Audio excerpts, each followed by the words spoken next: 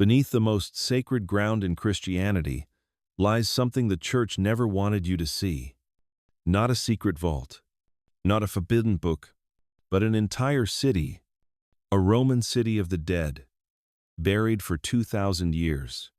Mausoleums filled with gold, bones wrapped in purple silk, and inscriptions that whisper a truth the Vatican tried to erase, that the foundation of the faith was built on top of something older, something pagan, something they couldn't destroy, so they buried it instead.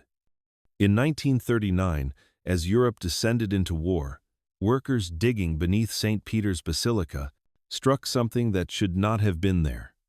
A wall.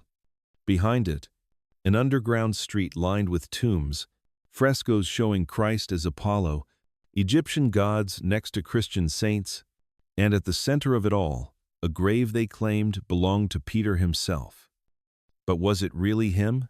Or was it just another lie, layered on top of centuries of lies, buried so deep that even the earth couldn't hold the truth anymore? Before we descend into this mystery, I want to ask you something. What time are you listening to this? Middle of the night? Can't sleep. Early morning commute. Late evening wind down. Drop a comment and let me know. I'm curious when these ancient mysteries find their way to you, and if you're someone who prays or meditates or just sends good thoughts into the universe, would you take a moment right now for everyone who's ever been buried and forgotten? The Romans in those tombs, the early Christians who marked them with prayers, the archaeologists who spent years in the dark trying to piece together the truth. History isn't just facts and dates. It's people, people like us, and they deserve to be remembered. Now, if you're the kind of person who loves diving deep into mysteries like this, stories where history collides with faith, where archaeology reveals uncomfortable truths, where every answer just leads to bigger questions, then you're in the right place. Hit that subscribe button, because there are so many more stories like this. Buried secrets, hidden chambers, questions the powerful don't want asked. And I'm going to keep digging them up, one story at a time. Tonight, we descend into the darkness beneath the Vatican, into the city the Church forgot, into the bones of a story they never wanted told. Let's go. Chapter 1. The Accidental Discovery. 1939. When the ground broke open, the worker didn't know what he'd found. Not at first. He was just doing his job, leveling the floor for the tomb of a pope who died too soon. Pope Pius XI had passed in February of 1939, and the Vatican wanted him buried with dignity. Beneath the grottos of St. Peter's Basilica, where popes had been laid to rest for centuries, it was supposed to be routine work. Clear some earth, level the floor, make space for marble and prayers. The crowbar struck stone, then earth, then nothing. A void. The worker paused. He struck again. Harder this time. The same hollow sound echoed back. Something was down there. Something empty. Something old. When they cleared away the dirt, a brick wall emerged, meter by meter. Not medieval stonework, not Renaissance construction. Something older. Something Roman. The foreman called for specialists. The specialists called for archaeologists. And the archaeologists, when they saw what was being uncovered, called for the Pope. Pope Pius XII had just been crowned. February of 1939.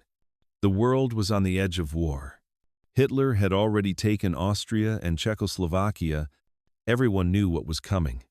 Everyone was preparing. But when Pius XII looked down into that hole beneath St. Peter's, he made a decision that would change everything. "Keep digging," he said, "and tell no one." Even as bombs would soon fall on Rome, even as the world tore itself apart, he ordered them to go deeper. Because beneath that floor wasn't just history. It was the answer to a question that had haunted the Church for 2,000 years. Was Peter really buried here? Or was it all just a story they'd been telling themselves for so long that even they believed it? The team assembled quickly, 4 men. Four of the best archaeologists the Vatican could find: Antonio Ferrua, a Jesuit priest and specialist in the Roman catacombs.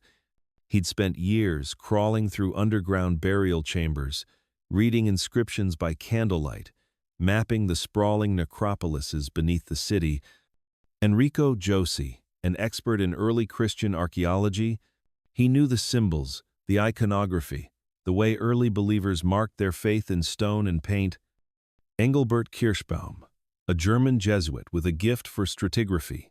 He could read layers of earth like pages in a book, dating soil and artifacts with precision. And Bruno Apollongigetti, an architect who understood how ancient structures held together, how to excavate without bringing a 1600-year-old basilica crashing down on top of them. They were sworn to secrecy. Not a word to colleagues. Not a mention in letters. Nothing. The Pope wanted absolute silence until they knew what they'd found. The conditions were brutal. They worked in cramped underground chambers, some barely wide enough for a man to stand. The air was thick with dust, and the smell of wet earth. Lighting was minimal. Electric cables snaked through narrow passages, powering dim bulbs that cast long shadows. Above them, the massive dome of St. Peter's pressed down with unimaginable weight. Every strike of a shovel, every shift of earth, carried the risk of collapse. They moved slowly, carefully, documenting everything. But there was another pressure: the war.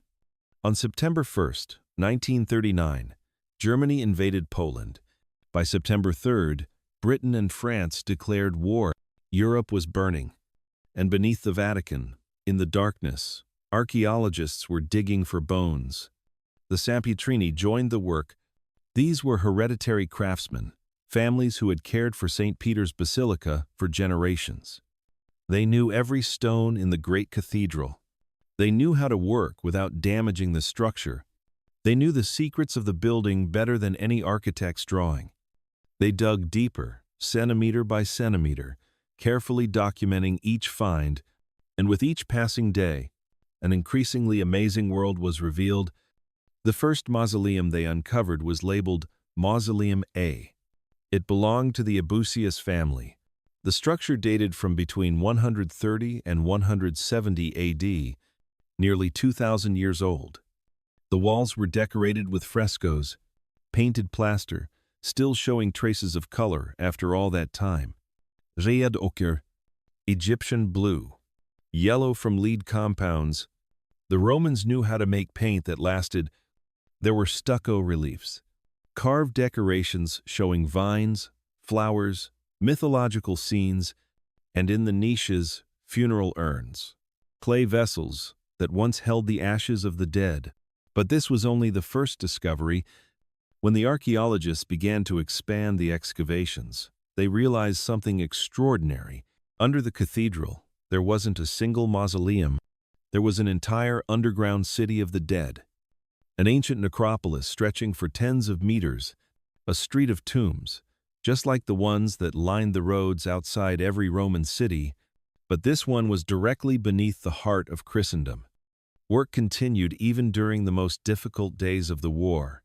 In July of 1943, Allied bombers attacked Rome's railway junctions. More than 4,000 people died. The city shook with explosions. Fires burned for days.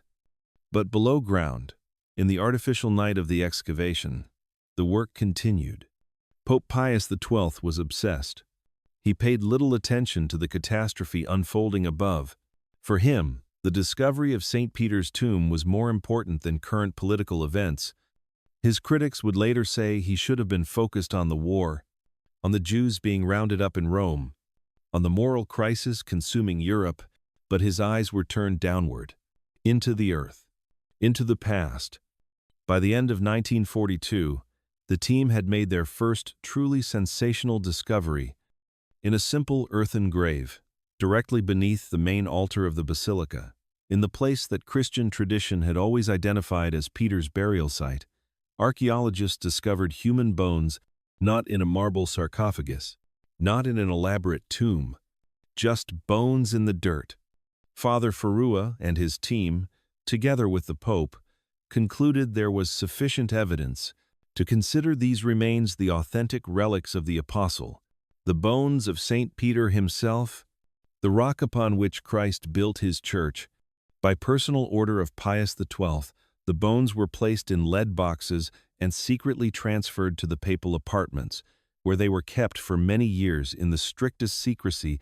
But the discovery of the bones was only the beginning of a story that would stretch on for another 26 years and become a real archaeological detective story.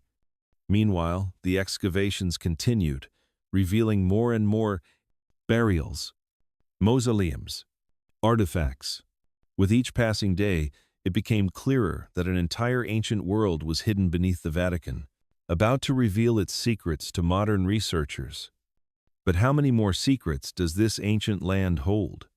And how many of those secrets challenge everything the Church claims to be true? The answer lay deeper. In the tombs they were still uncovering. In the inscriptions they were still reading. In the bones they would find that told a story different from the one written in Scripture. The Sampietrini kept digging. The Pope kept watching.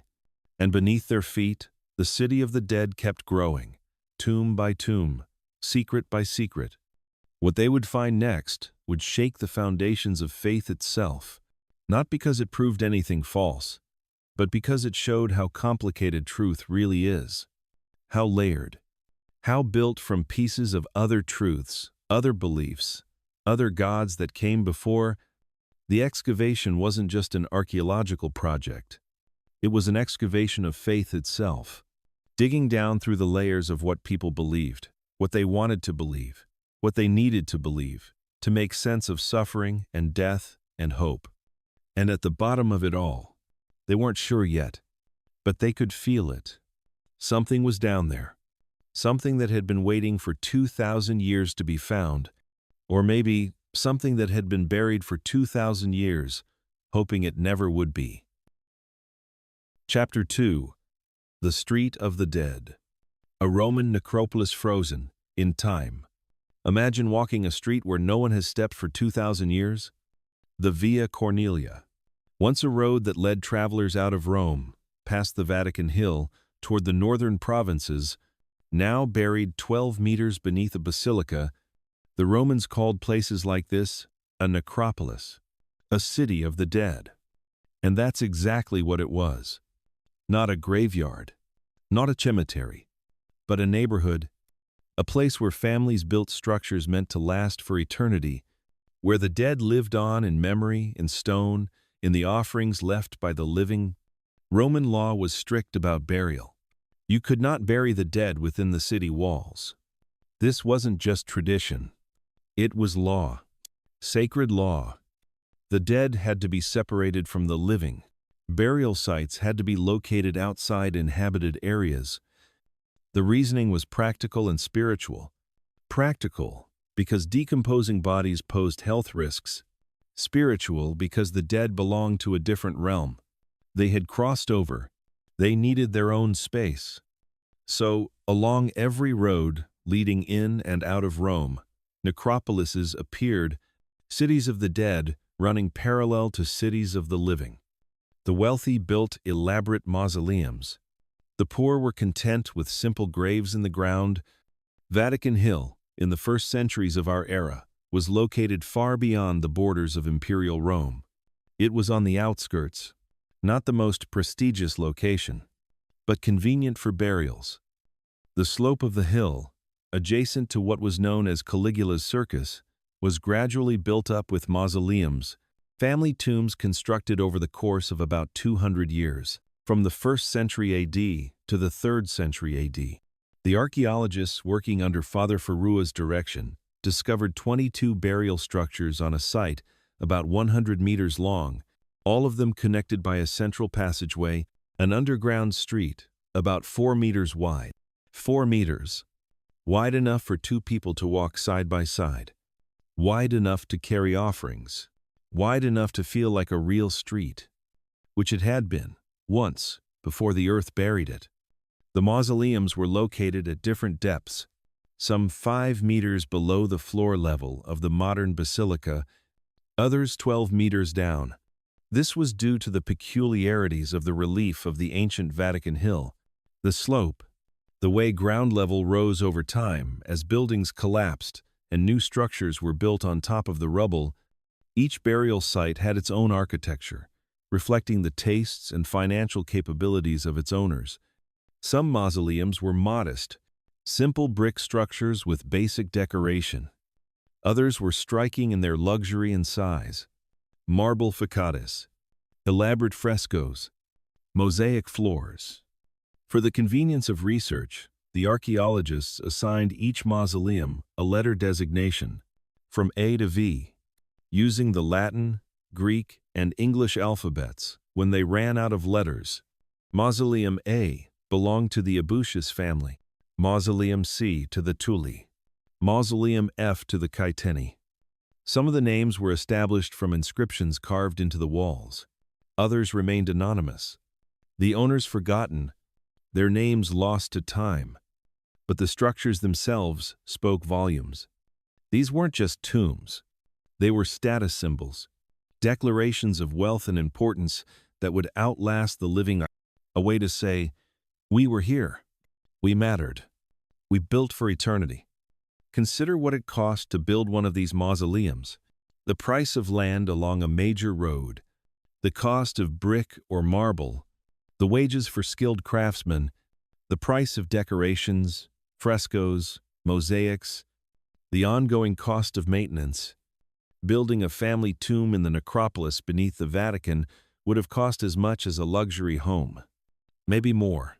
Because this wasn't just for the living. This was forever. And the families who built here wanted everyone to know it. Mausoleum F, belonging to the Caetanius family, was particularly impressive. The walls were covered in painted stucco, showing elaborate scenes, garlands of flowers, vines heavy with grapes, birds perched on branches, all rendered in colors that remained vivid even after excavation. The preservation was miraculous. When earth covers something completely, when air and light are sealed away, decay slows dramatically. The frescoes that would have faded in decades if left exposed had lasted for millennia in the darkness. The archaeologists worked by lamplight, carefully cleaning centuries of dirt from the painted surfaces, and as the images emerged, they documented everything.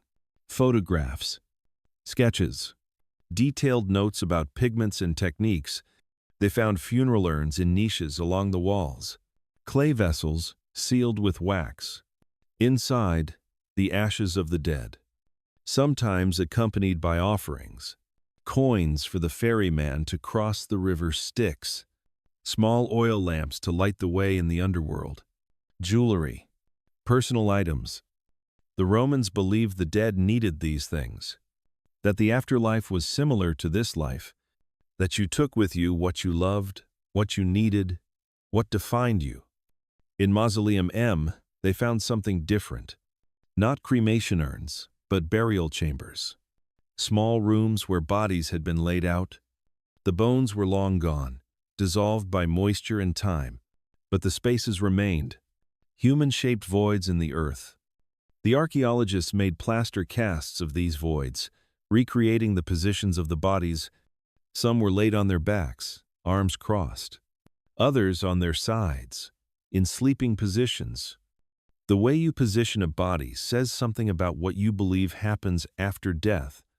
But what caught their attention most was the decoration, because this is where things got complicated, where the neat categories of pagan and Christian started to blur.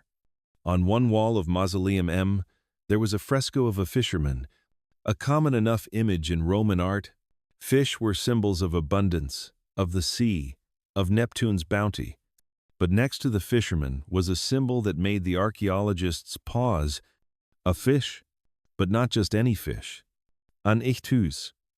The Greek word for fish, which early Christians used as a secret symbol because the letters spelled out Jesus Christ, Son of God, Savior in Greek. Was this a Christian burial? In a pagan necropolis, in the 1st or 2nd century AD, when Christianity was still a persecuted sect, or was it just a fish, and they were reading too much into it? The problem was, they kept finding things like this, images that could be interpreted multiple ways, symbols that seemed to belong to different belief systems, existing side by side. In Mausoleum H, there was a beautiful mosaic on the ceiling, a vine growing from a central point, spreading across the entire surface, and in the vine, birds. Doves, mostly, picking at grapes. The vine and grapes could be Dionysus, the god of wine. A perfectly pagan image, but the dove, that was a Christian symbol. The Holy Spirit, peace, the soul ascending to heaven. So which was it? Maybe it was both. Maybe the family who built this tomb was hedging their bets, honoring the old gods just in case, but also acknowledging the new faith that was spreading through Rome. Or maybe the symbolism wasn't as fixed as we think. Maybe a dove was just a dove. A grape was just a grape. And we're the ones imposing meaning that wasn't there. But then they found Mausoleum F, and there was no ambiguity there. On the rear wall, taking up nearly the entire surface, was a fresco that stopped them cold. It showed a man, young and beardless, dressed in a tunic. He was standing in a chariot pulled by horses.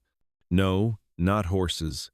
Closer inspection revealed they were meant to be white horses, or perhaps meant to suggest light itself. Around his head, a halo, or not a halo exactly. Rays of light emanating from his head, like the sun. This was Helios. Apollo, the sun god, one of the most important deities in the Roman pantheon.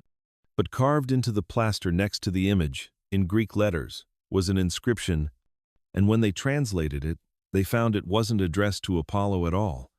It said, Christ, the true Sun, Christ, Apollo, the same image, the same rays of light, the same chariot crossing the sky. The fusion was complete, not hidden, not subtle, right there on the wall. The new God painted in the form of the old God, the Son of God depicted as the Sun God. This wasn't borrowing. This wasn't influence. This was transformation.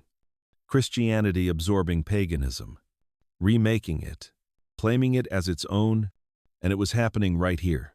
In the tombs beneath what would become the center of the Christian world, the archaeologists kept digging, and the pattern kept repeating. In one tomb, they found Orpheus, the Greek musician who could charm animals and even death itself with his lyre. But he was positioned like the Good Shepherd, carrying a lamb on his shoulders, the exact pose that would later become the standard depiction of Christ. In another, they found Isis, the Egyptian goddess, nursing her son Horus, the image that would become the template for every painting of Mary and the infant Jesus. In another, Jonah being swallowed by the whale. Or was it? The whale looked an awful lot like the chaos monster from Egyptian mythology, the one that swallowed and rebirthed Osiris. Every tomb they opened, every wall they cleaned, revealed another layer of this strange religious syncretism, this blending and borrowing and remaking. The church would later call it cultural adaptation, the natural process of a new religion expressing itself in the visual language of the surrounding culture. But it looked like something else. It looked like Christianity wasn't as new as it claimed, that it was built from pieces of older beliefs, that the one true faith was actually a mosaic, fragments of Egypt, Greece, Rome, Persia, all pressed together and called something new. And here was the evidence, not in disputed texts or theological arguments, but in stone, in paint, in the burial places of people who lived through that transformation.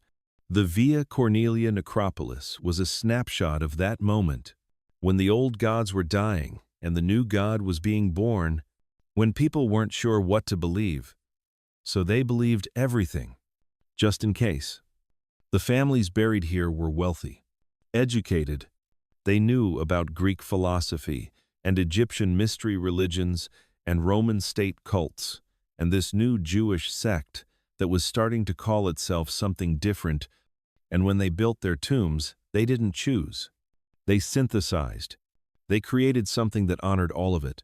Because belief, in that time and place, wasn't about exclusivity. It was about accumulation. You didn't reject old gods when you accepted new ones. You added them to your pantheon. You found ways to make them fit together. It was the church, centuries later, that demanded a choice. That said, you had to pick one. That said, all the others were false, demonic, forbidden. But in the necropolis beneath the Vatican, you could still see the moment before that choice was forced, when it was all just divine, all just attempts to make sense of death and life, and what came after.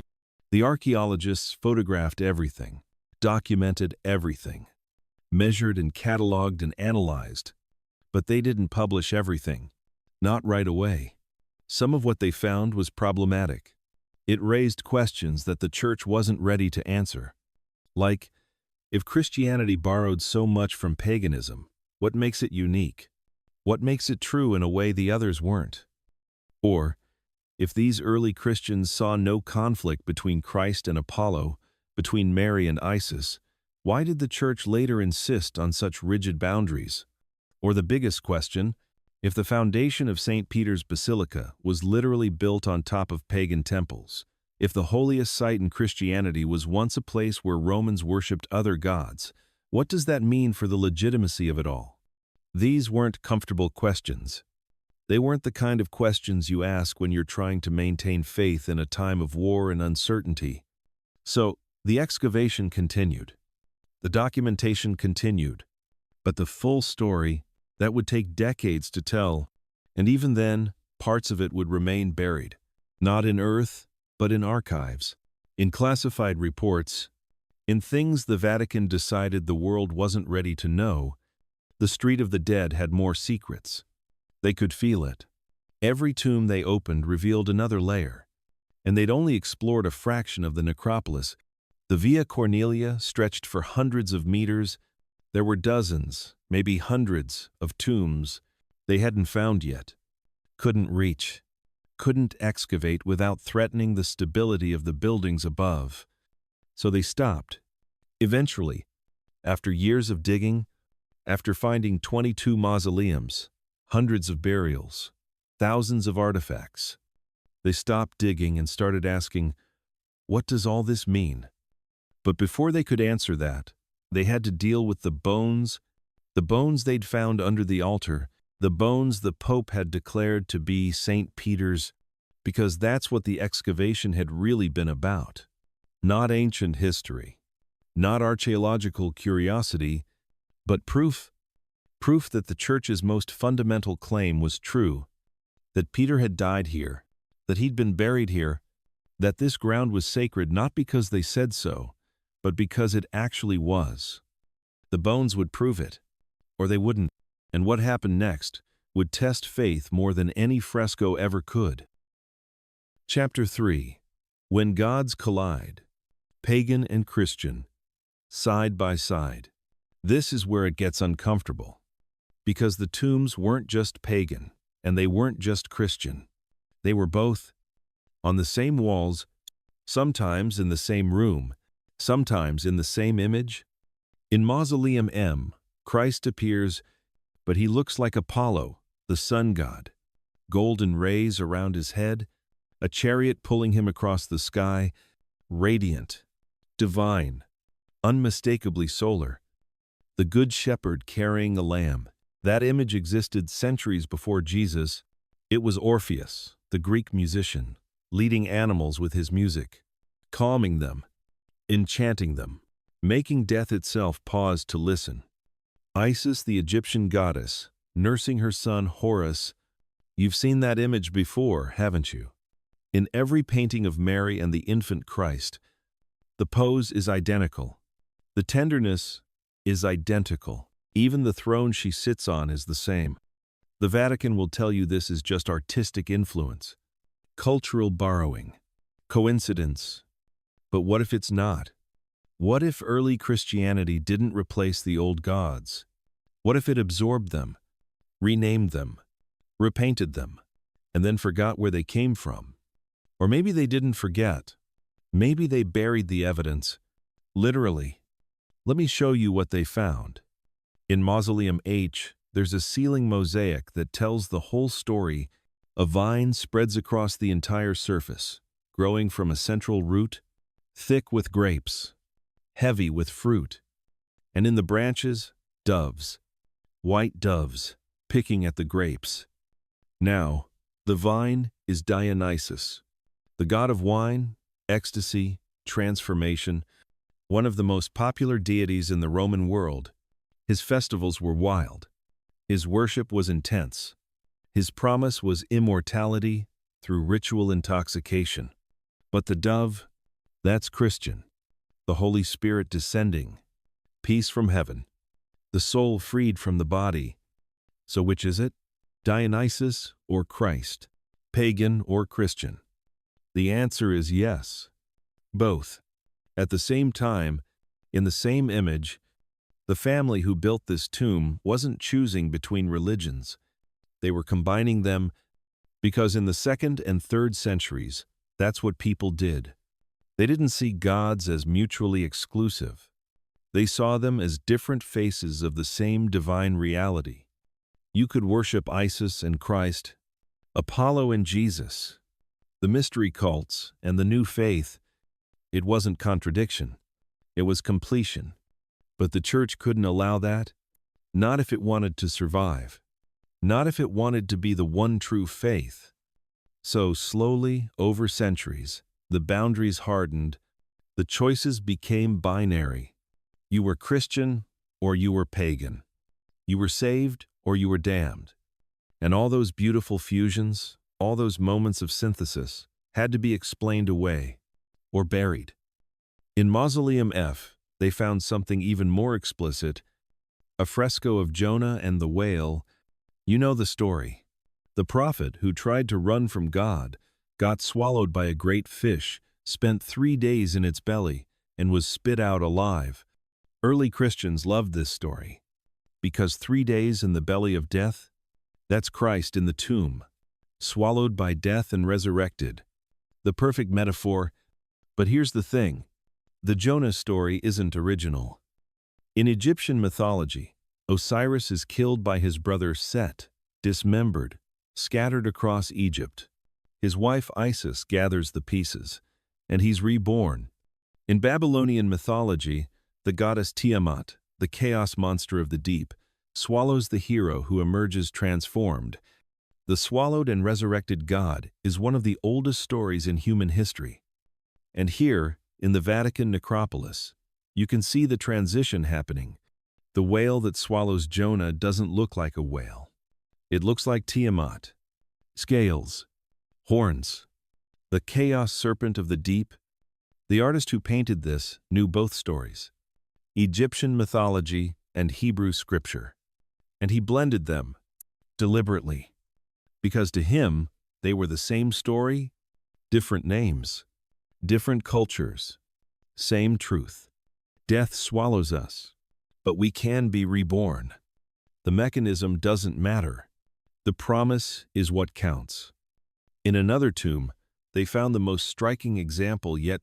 A young man, beardless and beautiful, standing in a flowing robe, in his hand a lyre, around him animals, a lion, a lamb, a serpent, all sitting peacefully, listening. This is Orpheus, the musician who could charm all living things, who descended into the underworld to rescue his wife, who looked back too soon and lost her forever, who was torn apart by Maenads, but whose head kept singing even in death. Orpheus was wildly popular in the Roman world. His mystery cult promised salvation through music, through harmony, through the power of beauty to overcome death. But look at how he's standing. He's holding the lyre in one hand, in the other, a lamb draped across his shoulders. The Good Shepherd, the image that would become the defining symbol of early Christianity, Christ carrying the lost sheep back to the fold. Except this isn't Christ. It's Orpheus. Or is it both? The artist didn't write a label. He didn't clarify. He let the image speak for itself. And what it says is, the shepherd who saves through music and the shepherd who saves through sacrifice are the same shepherd. The Greeks called him Orpheus. The Christians called him Christ. But the truth they pointed to was identical. There is someone who descends into death for us. There is someone who brings us back. There is a shepherd, and we are the sheep, and the story always ends the same way, with rescue, with return, with resurrection. This is what the Vatican excavators kept finding, over and over, in tomb after tomb. Not Christianity replacing paganism, but Christianity emerging from paganism, growing out of it like a plant from soil. You can't separate the flower from the earth it grew in, and you can't separate Christianity from the Mediterranean world that birthed it. The ideas were already there, dying and rising gods, virgin births, saviors who sacrificed themselves, promises of eternal life, rituals of bread and wine. They existed in Egypt, in Greece, in Persia, in Rome. Christianity didn't invent them. It inherited them, and then claimed they'd always been uniquely its own. But the necropolis doesn't lie. In Mausoleum M, there's an image of a woman standing on a crescent moon, stars around her head, holding an infant. This is Isis, the Egyptian goddess who resurrects her husband Osiris, conceives their son Horus through magic, and protects him from those who want him dead. She's the Queen of Heaven, the Mother of God, the merciful intercessor between humanity and the divine. Sound familiar? Every attribute of the Virgin Mary existed first in Isis. The title, Queen of Heaven, the blue robe, the crown of stars, the infant held in loving arms, the prayers to her for mercy and protection. Early Christians in Egypt had been worshiping Isis for centuries. When they converted to Christianity, they didn't stop. They just changed the name. Isis became Mary. Horus became Jesus. The temples stayed the same. The prayers stayed the same. The images stayed the same. Only the labels changed. This isn't speculation. This is documented history. In Egypt, many early churches were built directly on top of Isis temples. The same priests who had served Isis became Christian priests. The same festivals celebrating Isis became festivals celebrating Mary. The transition was seamless, because it wasn't really a transition at all. It was a continuation. And here, in the necropolis, you can see it happening, Isis and Mary, side by side, sometimes indistinguishable. In another tomb, they found a ceiling painted with stars, constellations mapped out in gold leaf, and in the center, a bull. Not just any bull, a white bull being slain by a young man wearing a Phrygian cap. This is Mithras, the Persian god of light and truth. His mystery cult was one of the most popular in the Roman Empire, especially among soldiers. The myth goes like this. Mithras slays the cosmic bull. From its blood, all life springs forth. The sacrifice brings salvation. Mithras was born on December 25th. His followers celebrated with bread and wine, symbolizing the body and blood of the sacrifice. They called themselves brothers. They promised eternal life to the faithful. Does any of this sound familiar? The early church fathers were furious about Mithras, not because he was evil, but because he was too similar. Christians and Mithraists were competing for the same converts, using almost identical symbolism. Justin Martyr, writing in the 2nd century, said, "The devils imitated the sacraments, creating false versions to confuse the faithful. But which came first? Mithraism was older, centuries older. So who was imitating whom? The Church's answer, Satan, knowing Christ would come, planted false religions beforehand to confuse humanity. Preemptive mimicry. The devil creating counterfeits of Christianity before Christianity even existed. It's a creative explanation. But here in the tombs, you can see the simpler truth. Christianity didn't appear in a vacuum. It appeared in a world already full of gods, already full of salvation narratives, already full of people desperate for meaning.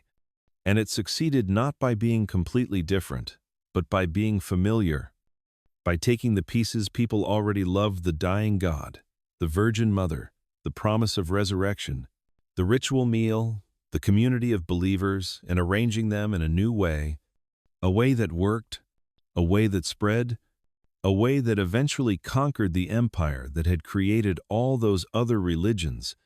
But conquest requires forgetting. You can't claim to be the one true faith if everyone remembers you borrowed most of your ideas. So the borrowing had to be hidden, the syncretism had to be denied, the evidence had to be buried.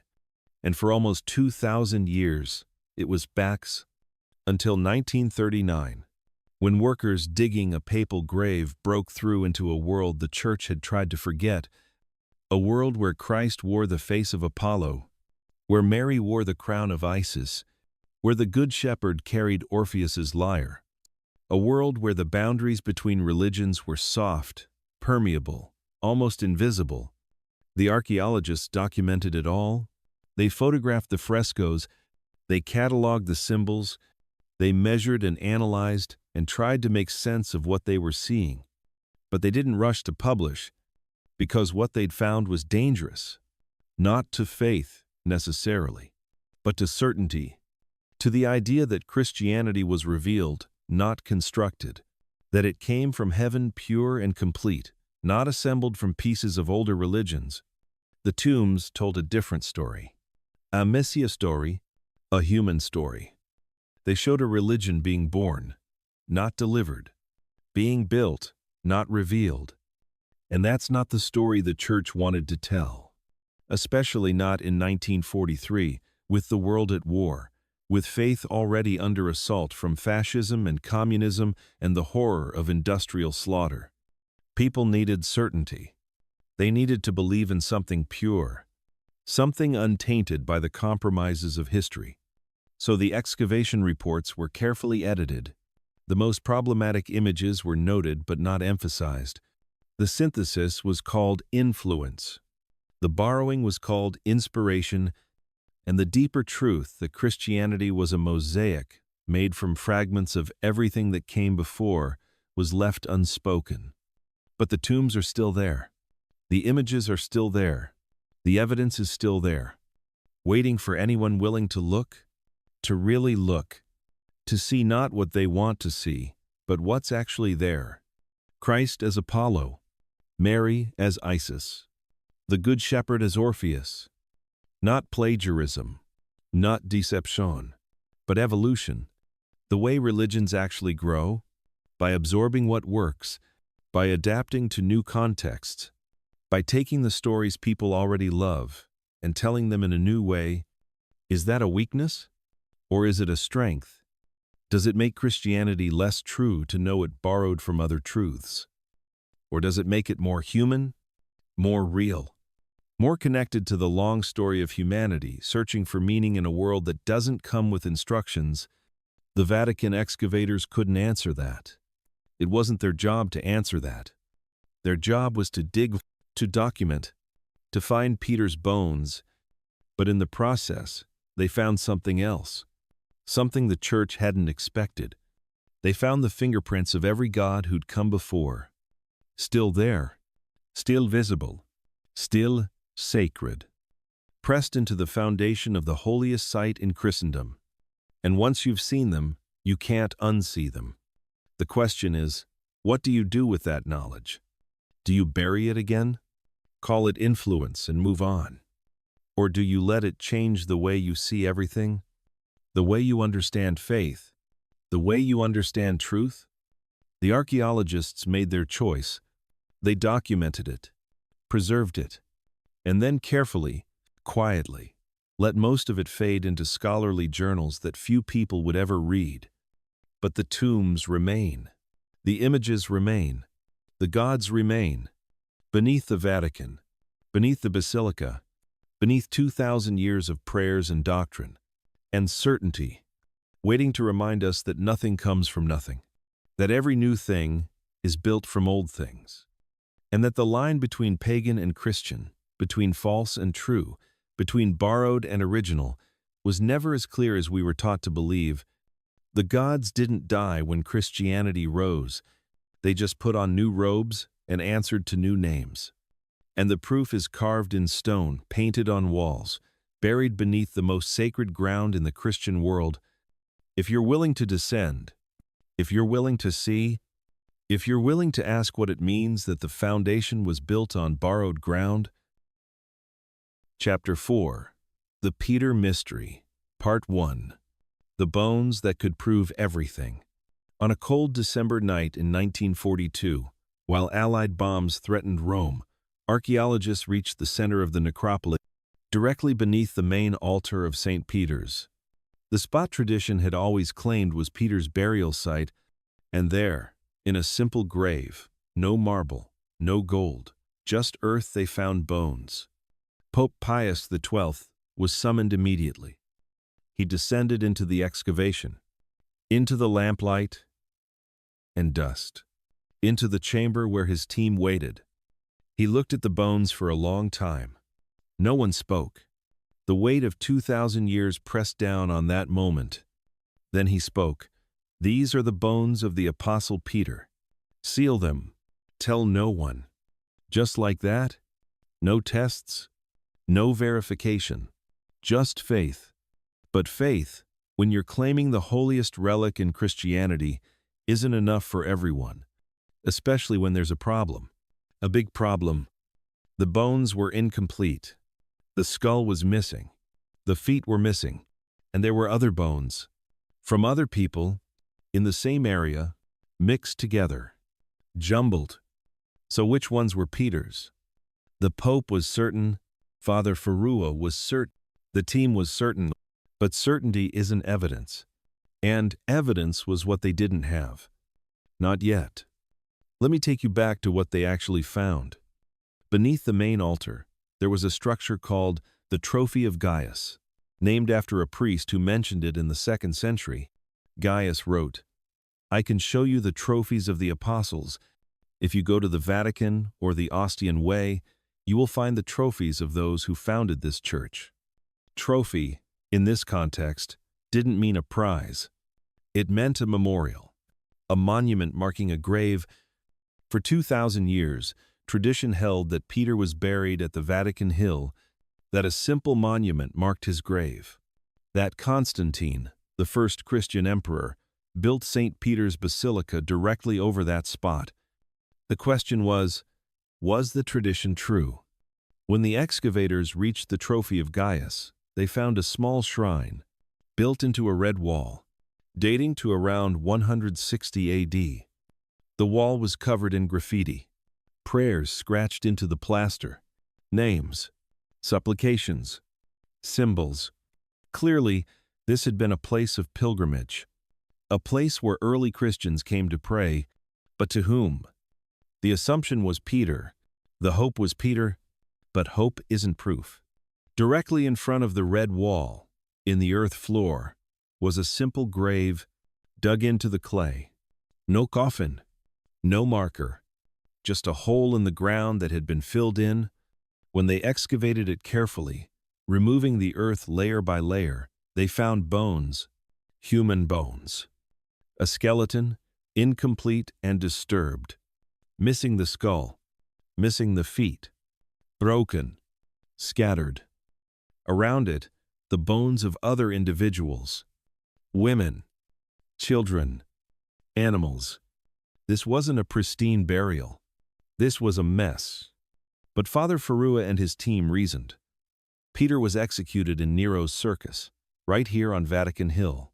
According to tradition, he was crucified upside down, his own request, because he didn't feel worthy to die the same way as Christ.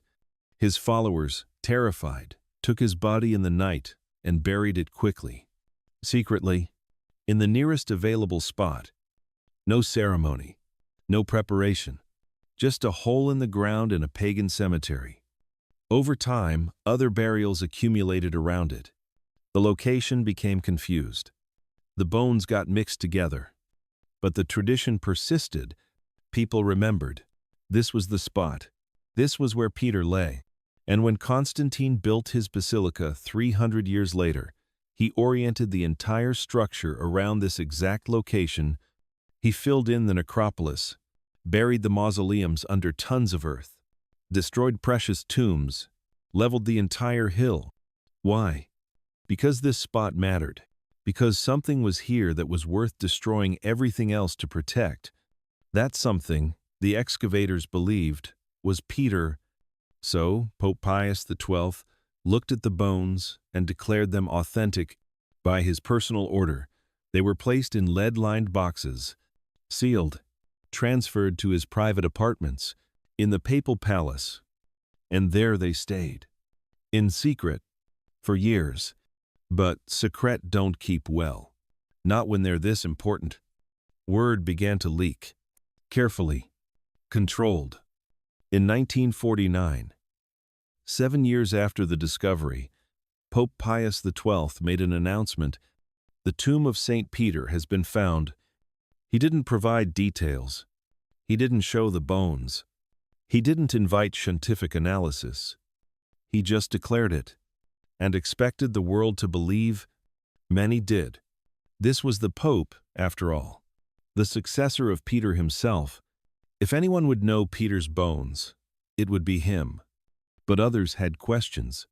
Archaeologists wanted to see the excavation reports. Scientists wanted to examine the remains. Historians wanted to understand the evidence. How old were the bones?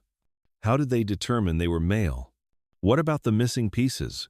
How could they be sure, given the mixed nature of the burial? The Vatican's answer was silence. The excavation reports were classified. The bones remained sealed. Access was denied. Because once you allow examination, you allow doubt. And the one thing the Church couldn't afford, not in 1949, not after the devastation of World War II, not with communism spreading across Europe, was doubt about Peter. Peter was the foundation. Upon this rock, I will build my church. Without Peter physically here, the entire structure of papal authority wobbled. If Peter never made it to Rome, if he died somewhere else, if he was buried elsewhere, then why was the Bishop of Rome more important than any other bishop?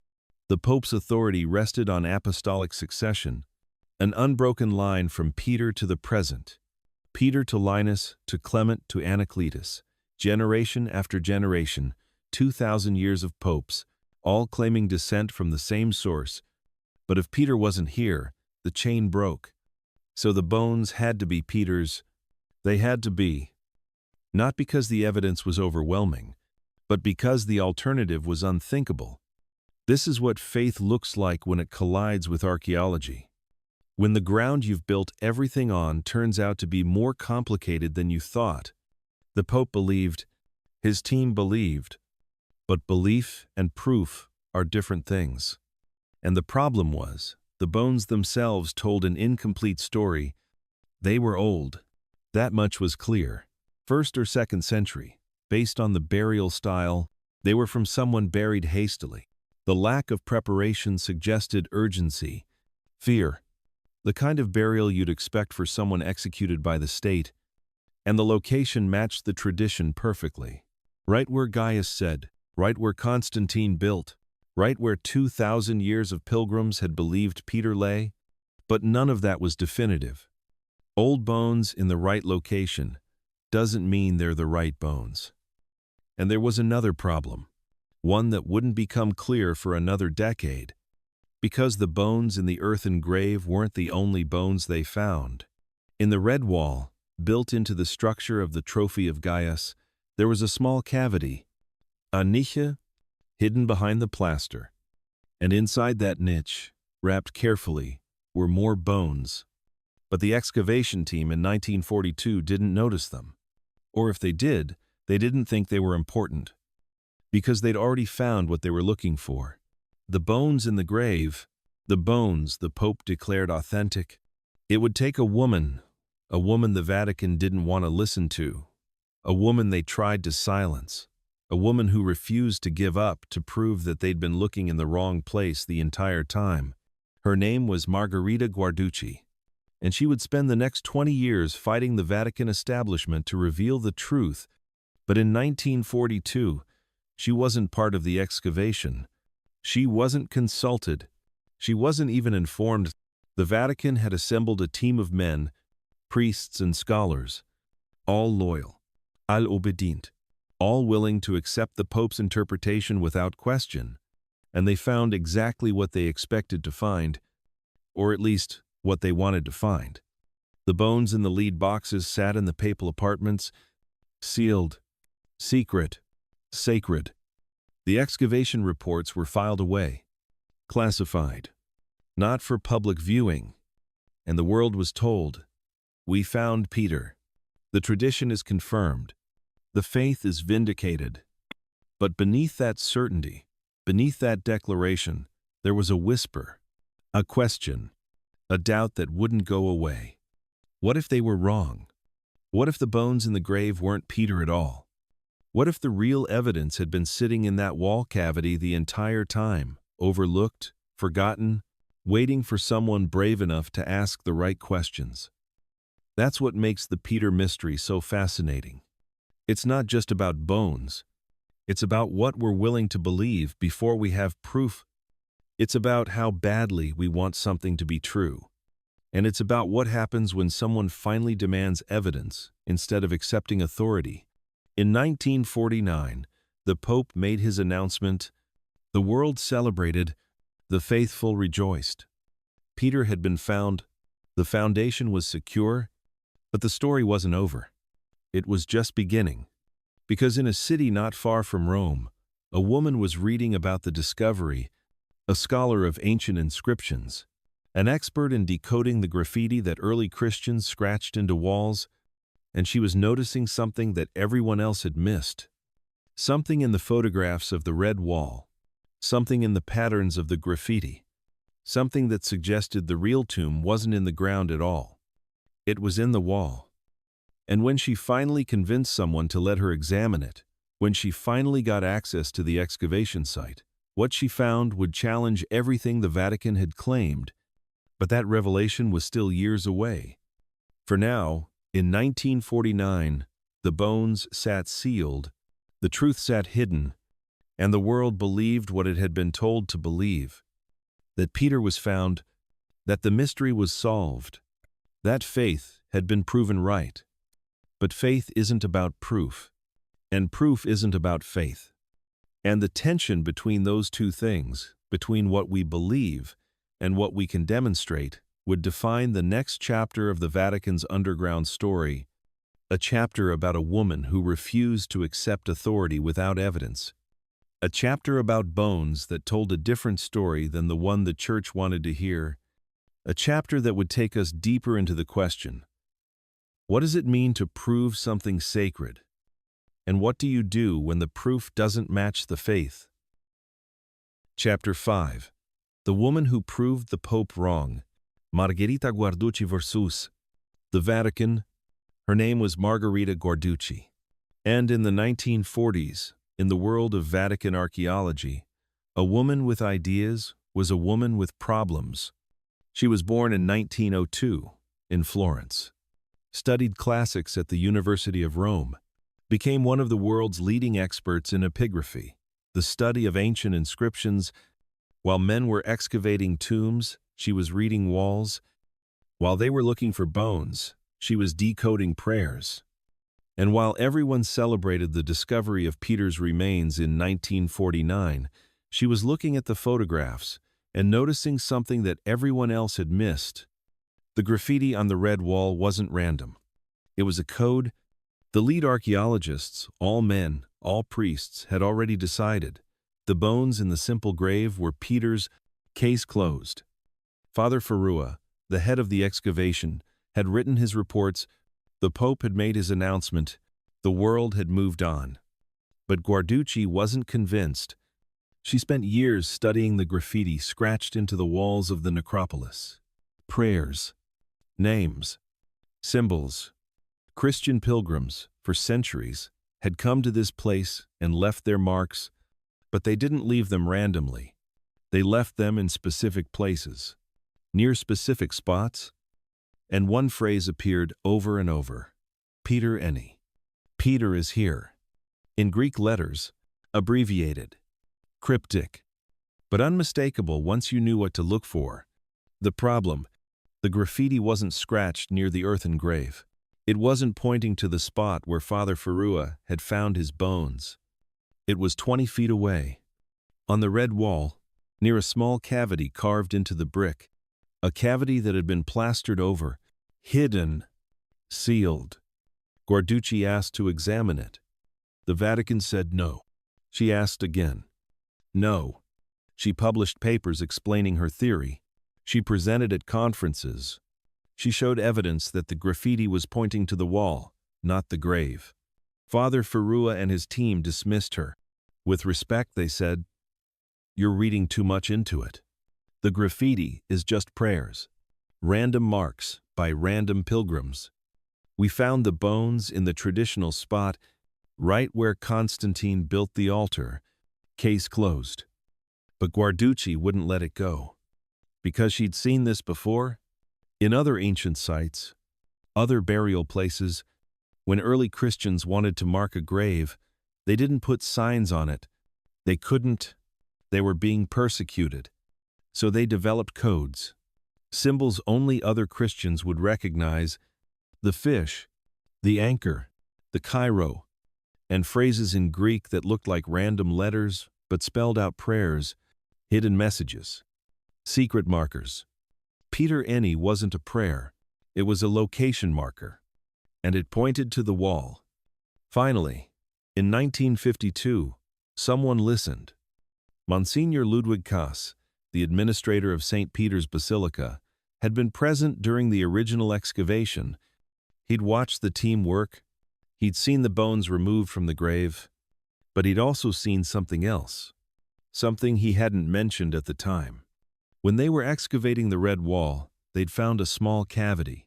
Inside it, bones, wrapped in cloth, but Father Ferrua had decided they weren't important. Probably animal bones, he said, or random fragments from disturbed burials. So they took them out, labeled them, and put them in a box, in storage. When Guarducci heard this, she insisted on seeing them. It took years, years of persistence, years of being dismissed, ignored, patronized. But finally, in 1963, she got access to the box. Inside, wrapped in rotted fabric, were human bones, not a complete skeleton. Fragments, but significant fragments, and the fabric, not ordinary cloth. Purple.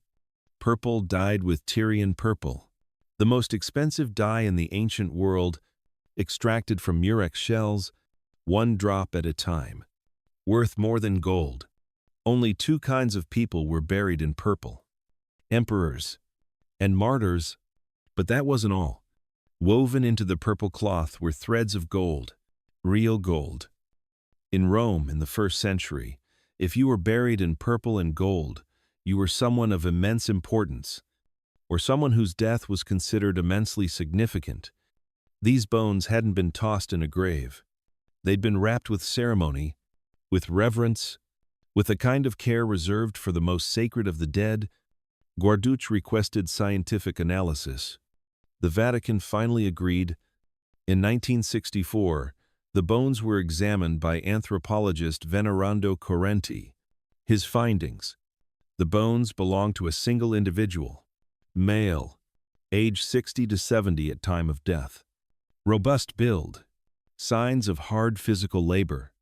Dating, based on the burial style and the fabric analysis, 1st century AD. And one more thing. The feet were missing.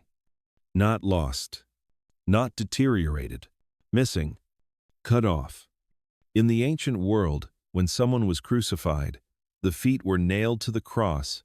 When the body was taken down, sometimes the feet were left behind, still nailed, still attached to the wood. Removing them would require tools, time, permission. If you were taking down a body in secret, in fear, in the middle of the night, you might not have that time. You might take the body and leave the feet. According to tradition, Peter was crucified upside down. His feet would have been at the top of the cross, nailed securely. His followers, terrified, would have taken him down in darkness. Would they have had time to remove the feet from the nails? Or would they have taken what they could and buried him quickly, before the Romans discovered what they'd done? The bones in the wall cavity fit the profile perfectly. Male, elderly, 1st century, buried with honor, missing the feet. And they were found exactly where the graffiti said, Petra Eni. Peter is here. Not in the grave. In the wall. Guarducci presented her findings. The response was mixed. Some scholars were convinced. The evidence was compelling.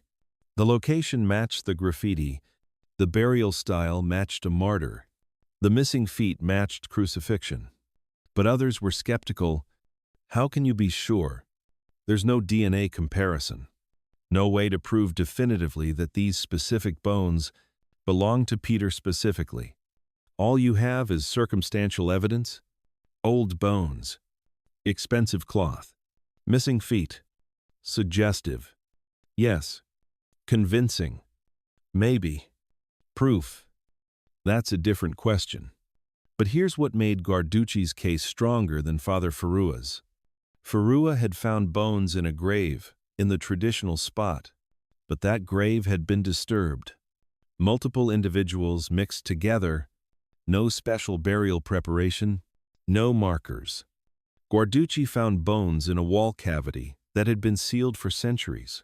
A single individual, buried with ceremony, wrapped in imperial-grade fabric, located exactly where early Christian graffiti repeatedly marked as Peter's location, which is more likely to be authentic, the disturbed grave that happened to be in the right general area, or the carefully preserved burial that pilgrims marked with prayers for centuries.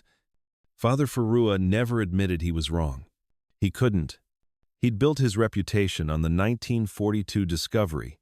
But others in the Vatican started quietly acknowledging that Guarducci might be right. In 1968, Pope Paul VI made an announcement, 26 years after the original discovery.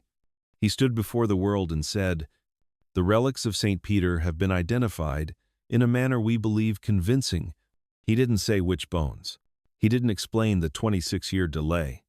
He didn't mention Guarducci by name. But everyone knew.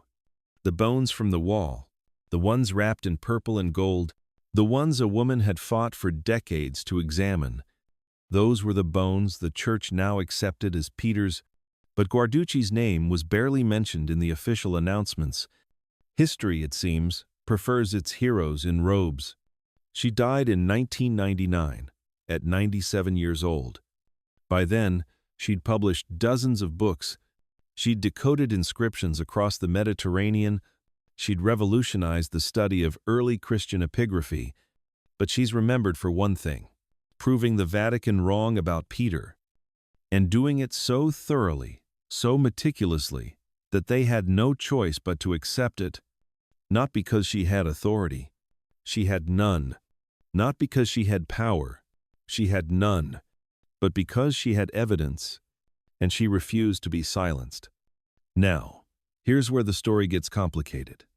Because even with Guarducci's evidence, even with papal acceptance, the scientific community remains skeptical. Not hostile, just skeptical. Because the standard of proof in archaeology is high, very high. You need multiple lines of evidence, multiple confirmations. And with ancient bones, without DNA comparison, definitive identification is nearly impossible. You can show that bones are old. You can show they're male. You can show they're from the right time period. But proving they belong to a specific individual who lived 2,000 years ago, that requires the kind of evidence that almost never survives. So the debate continues. Are the bones in the Vatican really Peter's? The Church says yes, with confidence, with faith. Some archaeologists say probably, the evidence is strong. Others say, possibly, it's plausible. And some say, we'll never know, not with certainty. But here's what's not debatable. Someone was buried in that wall cavity with extraordinary care. Someone important enough to wrap in purple and gold. Someone whose burial site was marked by centuries of pilgrims. Someone whose feet were missing in a way consistent with crucifixion. Maybe it was Peter. Maybe it wasn't. But whoever it was, early Christians believed it was Peter. And that belief shaped 2,000 years of history. It's why Constantine built his basilica here. It's why popes are buried here. It's why millions of pilgrims travel here every year, not because of proof, but because of faith. And maybe that's the point. Maybe the bones don't need to be Peter's to be sacred. Maybe the faith is what makes them sacred. The belief, the tradition, the 2,000 years of people who came here and prayed and felt something real. Does it matter if the bones are authentic? Or does it matter that people believe they were? That's not a question archaeology can answer. That's a question each person has to answer for themselves. But what archaeology can tell us is how hard the Vatican worked to find proof, how obsessed they were with verifying the tradition, how much it mattered to them that Peter was really here, not just spiritually, not just symbolically, but physically, actually here, in the ground, under the altar. Why? Because without Peter's physical presence, the entire structure of papal authority wobbles. The Pope isn't just a religious leader. He's the successor of Peter, the inheritor of the keys to heaven, the rock upon which Christ built his church.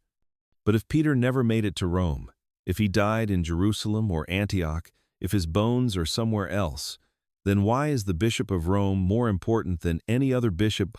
That's the real question the excavation was meant to answer. Not just, where is Peter buried? But, why does Rome matter? The bones, whether authentic or not, answer that question. They say, Peter was here. He died here. He's buried here. Rome is sacred because Peter made it sacred. And the 2,000 years of tradition built on top of that claim is therefore legitimate. That's why the Vatican kept digging. That's why they spent years in dangerous conditions beneath a 1,600-year-old basilica, not out of curiosity, out of necessity. They needed proof, not for archaeologists, for themselves. And they found it, or something close enough to it that they could believe.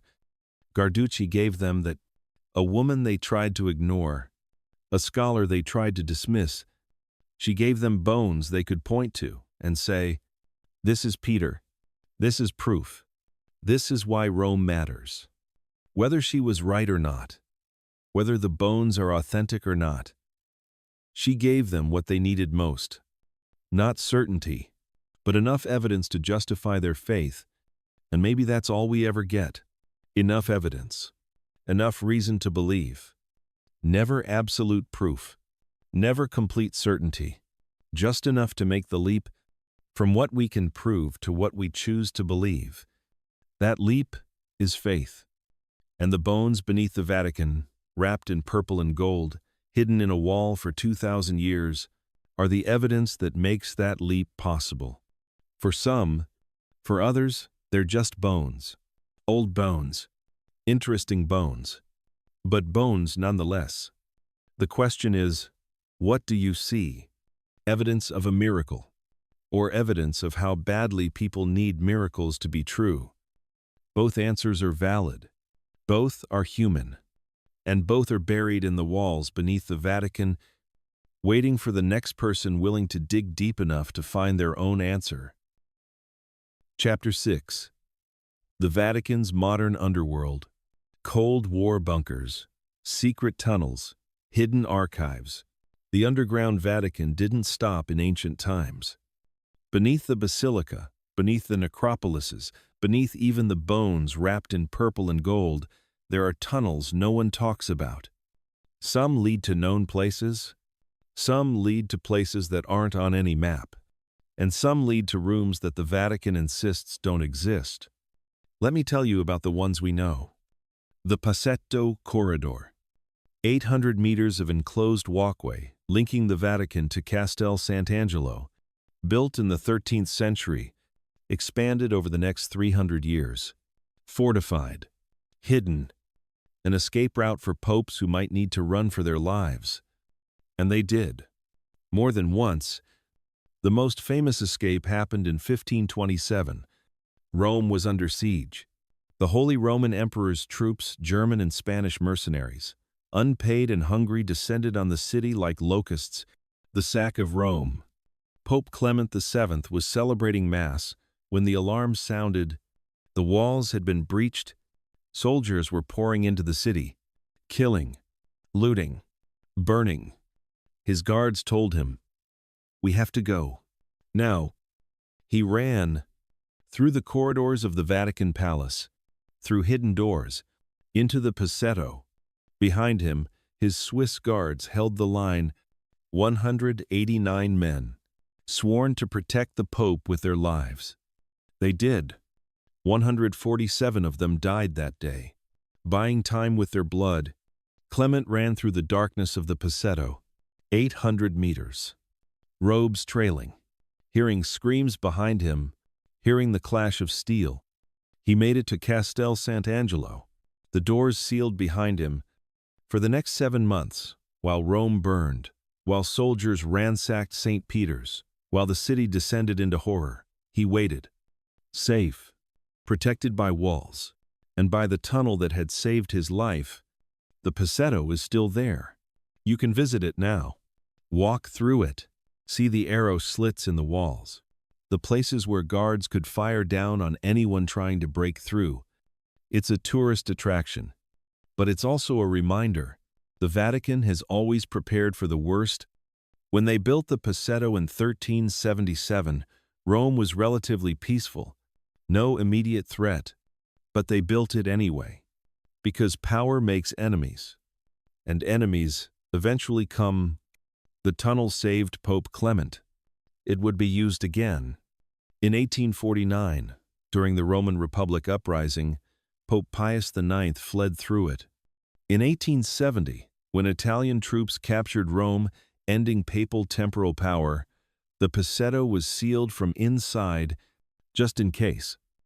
And in 1981, after the assassination attempt on Pope John Paul II, the Passetto was quietly inspected, reinforced, security upgraded. Because the Vatican learned long ago, you never know when you'll need to run. But the Passetto isn't the only tunnel. In the 1960s, during the height of the Cold War, the Vatican faced a new kind of threat: nuclear war. The Cuban Missile Crisis. October 1962. The world came within hours of atomic annihilation. And the Vatican realized, if Rome is targeted, if the bombs fall, the Passetto won't help. So, they built something else. Bunkers.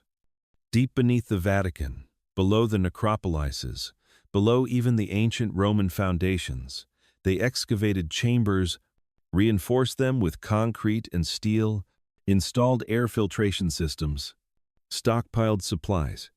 How deep? That's classified. How large?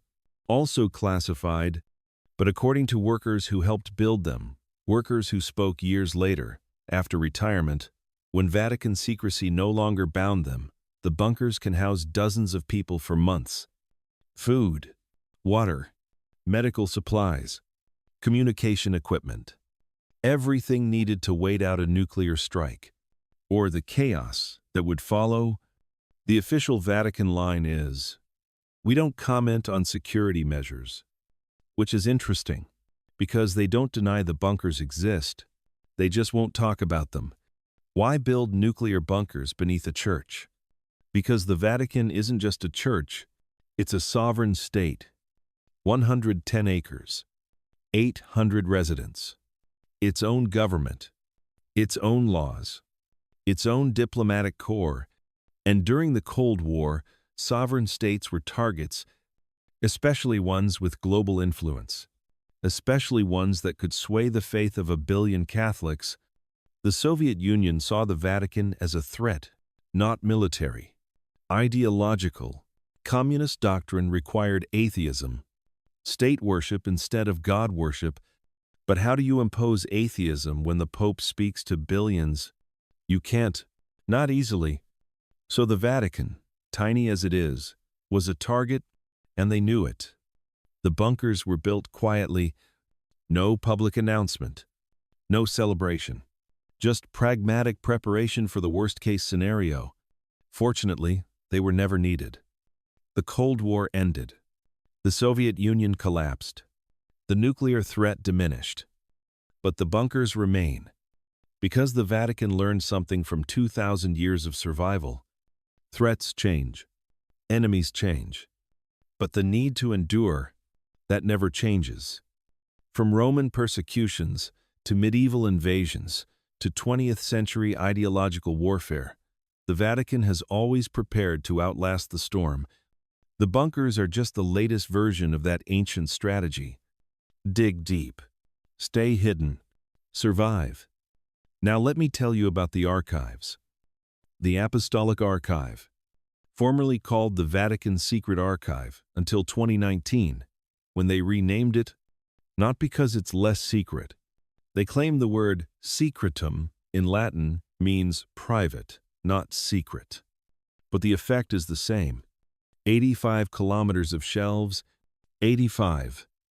If you lined up all the documents, end to end, they would stretch from Vatican City to Florence and back 2 million documents, some dating back 1,200 years. Letters from Michelangelo complaining about payment for the Sistine Chapel. Henry VIII's petition for annulment from Catherine of Aragon. The proceedings from Galileo's trial. Records of the Spanish Inquisition. Reports from Jesuit missionaries in China. Correspondence with kings, emperors, saints, heretics. Everything.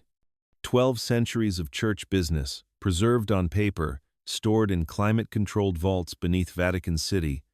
Until 1881, no outsider could access it.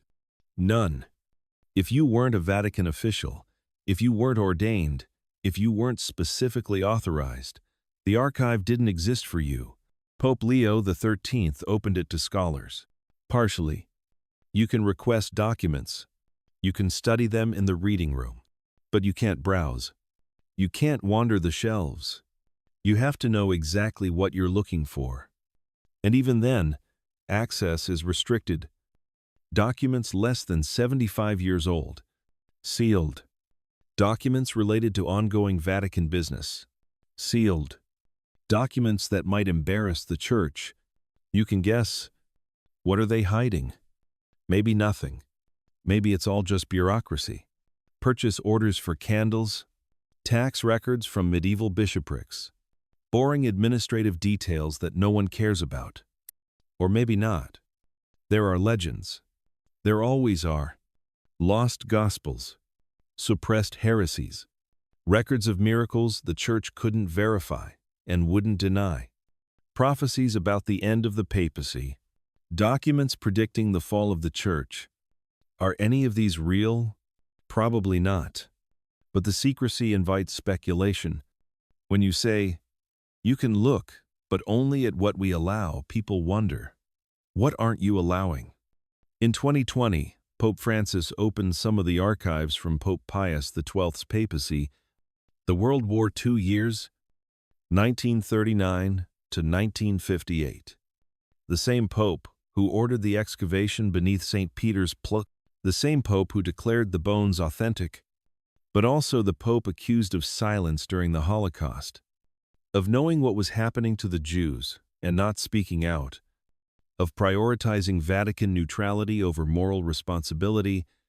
The archives were supposed to settle this, to show what Pius knew, what he did, what he didn't do. Scholars have been studying them for years now. The verdict? Complicated.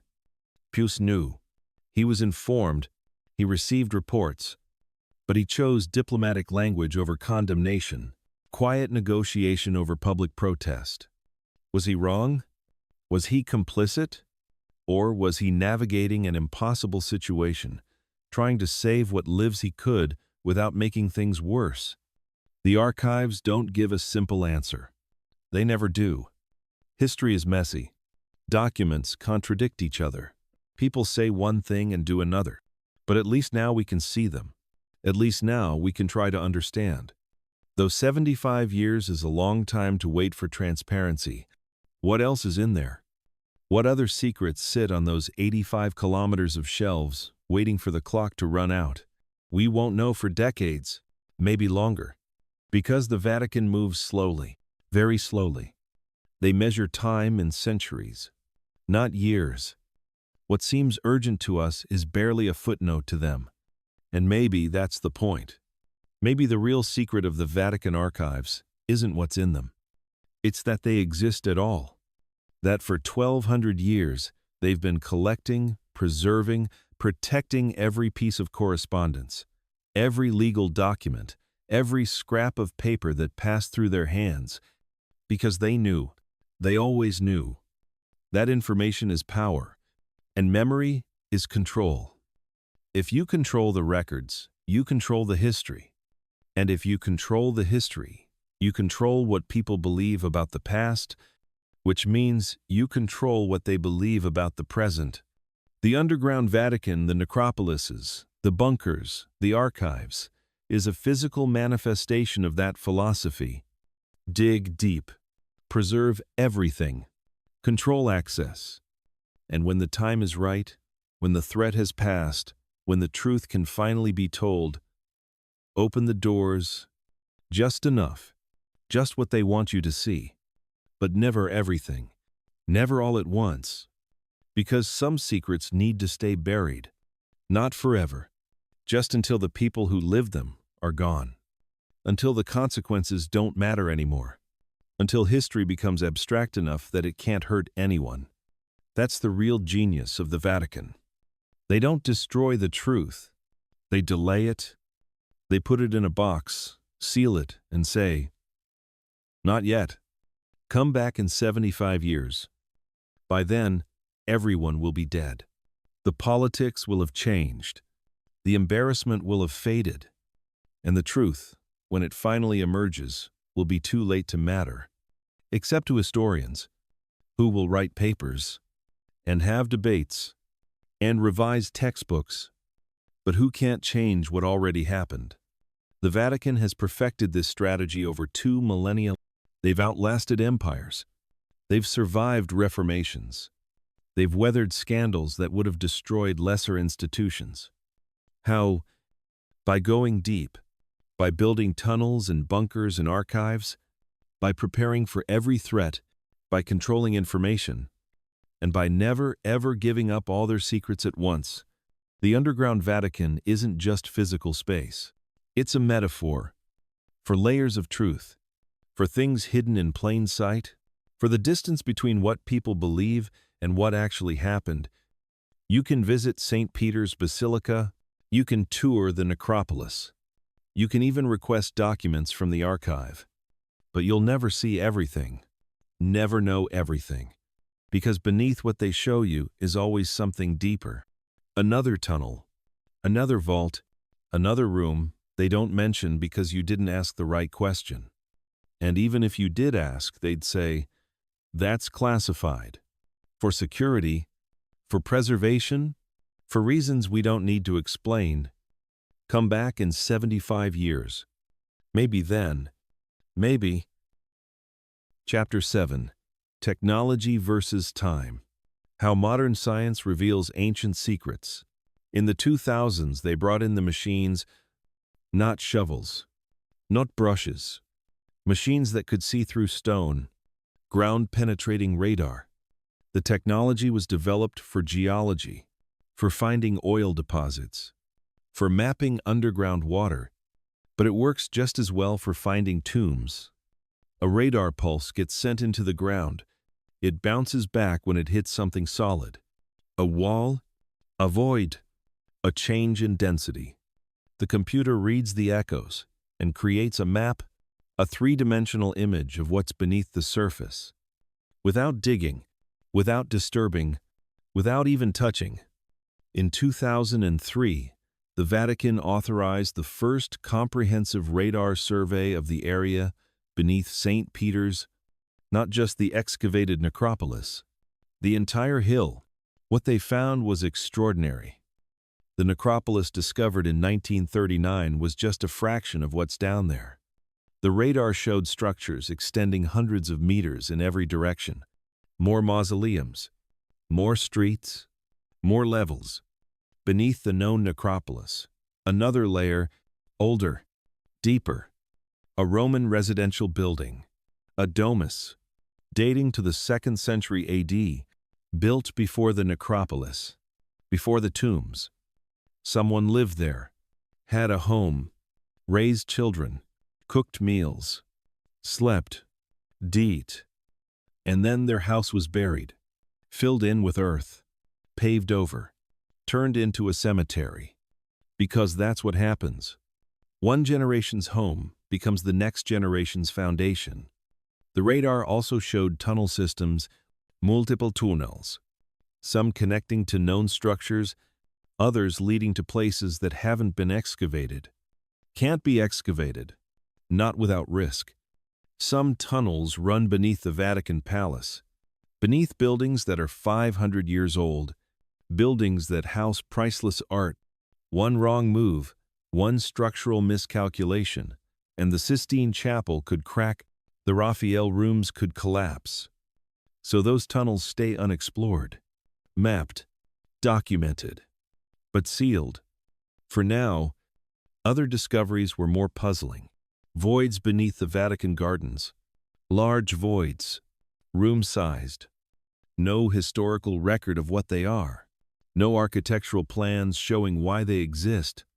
Just empty spaces, underground, deliberately constructed. Some speculate they're cisterns. Ancient water storage. Rome has hundreds of them. Others think they're catacombs. Early Christian burial chambers that haven't been found yet. Or maybe they're just basements. Storage rooms. Nothing mysterious at all. But the Vatican won't confirm, and they won't excavate. They just note them on the survey and move on. Because here's the thing about radar. It tells you something is there, but it doesn't tell you what it is.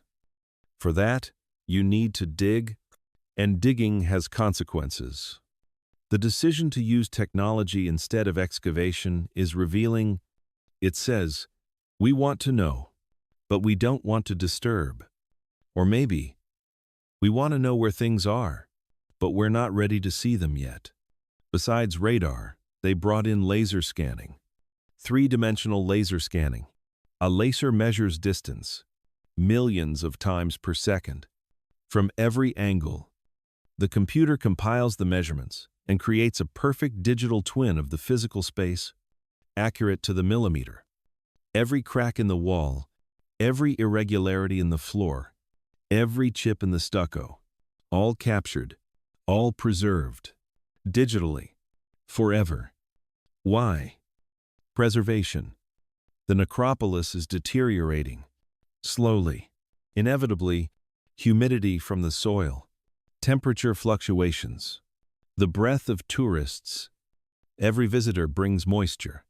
Every tour group exhales carbon dioxide. Over time, it adds up. The frescoes are fading. The plaster is cracking. The colors are dulling. In another 100 years, some of these images will be gone, but the laser scans will remain perfect digital copies. That can be studied, enhanced, shared with researchers worldwide. You don't need to travel to Rome anymore.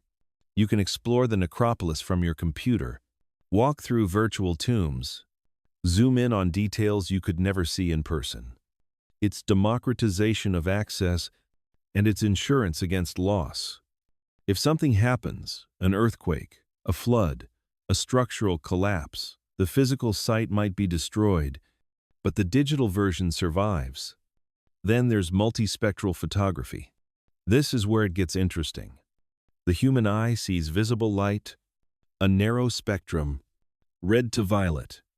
But there's light beyond what we can see, ultraviolet, infrared. Multispectral cameras capture all of it.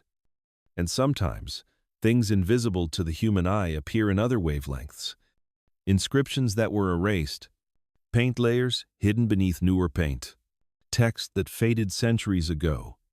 In ultraviolet light, organic materials fluoresce, glow. In infrared, carbon-based inks appear darker, stand out. Using multispectral photography, researchers have recovered dozens of inscriptions from the necropolis walls, prayers that had faded to nothing, names that were scratched out, symbols that were plastered over. One inscription, invisible to the naked eye, appeared under ultraviolet light. It said in Greek, "May Peter remember you." A prayer, a plea, from someone who came to this place 1700 years ago, hoping the apostle would intercede for them. Their name is lost. Their story is lost. But their hope survived, captured in paint, hidden for centuries, revealed by technology. That's what multispectral imaging does. It brings back voices, voices that were deliberately silenced or accidentally forgotten. Either way, the technology doesn't care. It just shows what's there. DNA analysis is another tool. For the bones, ancient DNA is fragile. It degrades over time, especially in humid conditions. But sometimes it survives. Enough to analyze, enough to tell a story. The bones from the necropolis have been sampled carefully, minimally. What can DNA tell us? Sex. Easy. XX or XY chromosomes. A at death. Harder, but possible. Based on bone development, wear patterns, cellular markers, geographic origin. This is the fascinating part. Mitochondrial DNA passes from mother to child, unchanged for generations. Different populations have different mitochondrial signatures. You can tell if someone's ancestors came from Italy, Greece, North Africa, the Middle East. Some of the bones from the necropolis show North African ancestry, Egypt, Libya, Carthage. Others show Eastern Mediterranean, Greece, Anatolia, the Levant. A few show purely Italian lineage. What does this tell us?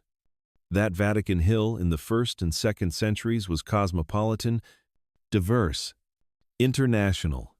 People from across the empire came to Rome, lived here, died here, were buried here. The idea that early Christianity was purely Roman, the DNA says no. It was Greek, Egyptian, Syrian, African, a Mediterranean fusion. Just like the art, just like the symbolism, Christianity wasn't birthed in a vacuum.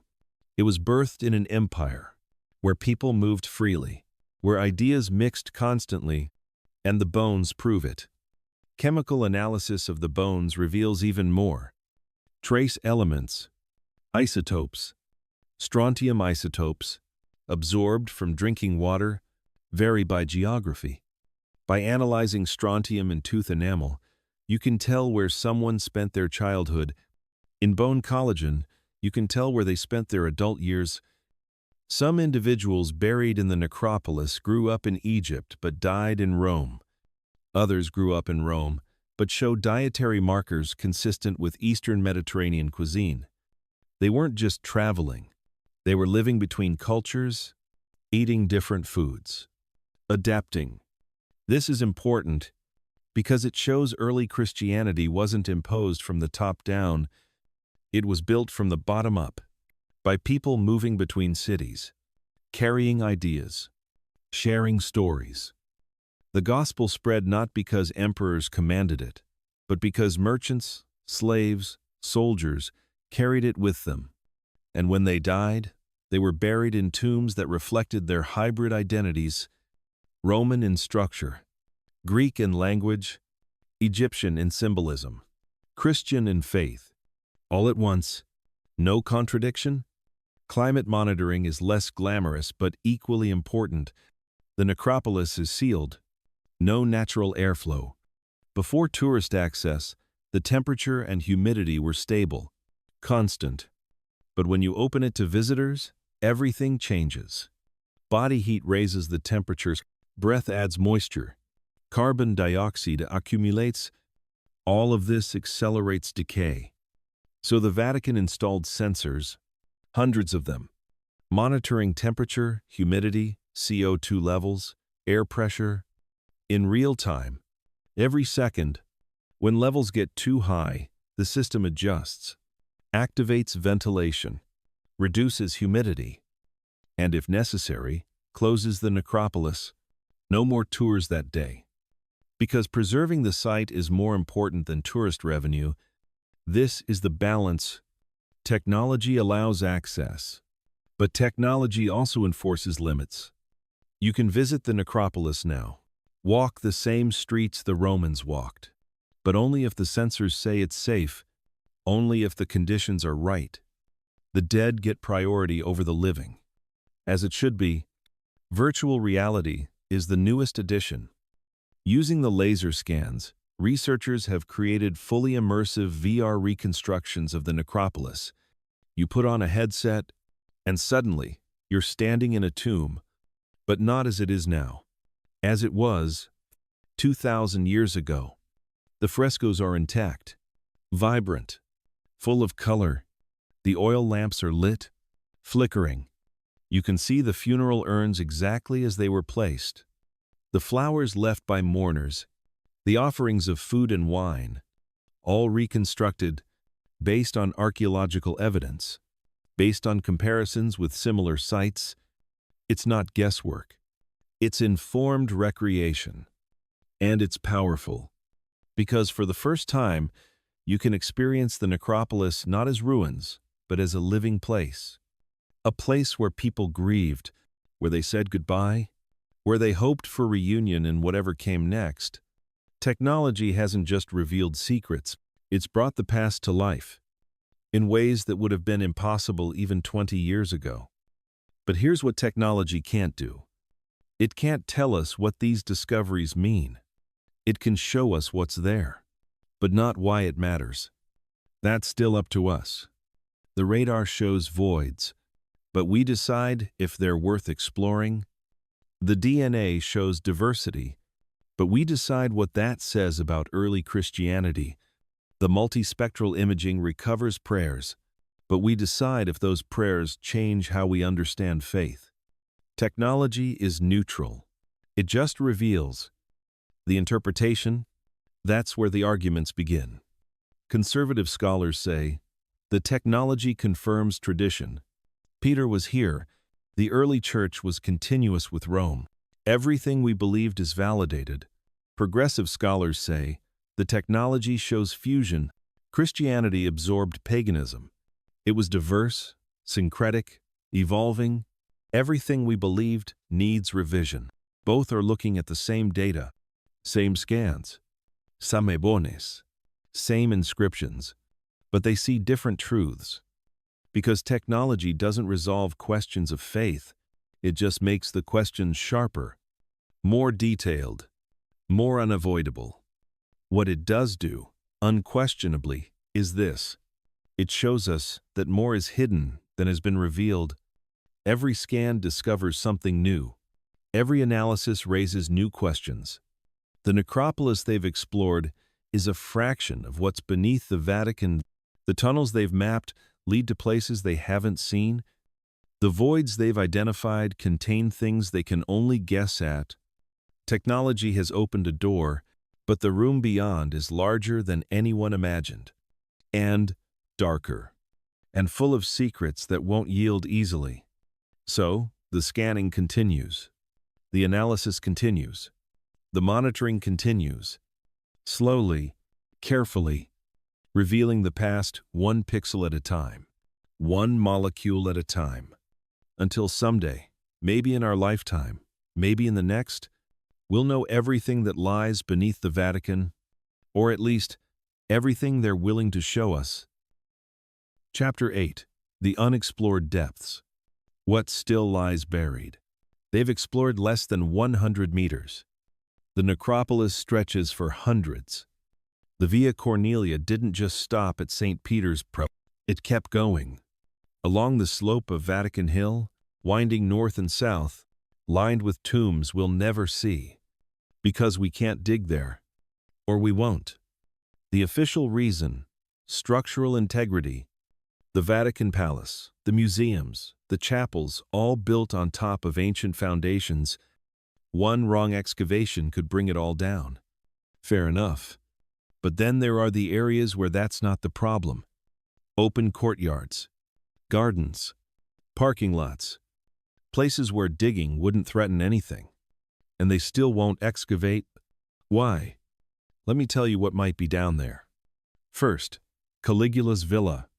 Historical records mention an imperial residence on Vatican Hill, a villa where Caligula built his circus, where Nero held his games, where Christians were fed to lions for entertainment. That villa existed, we know because ancient historians wrote about it.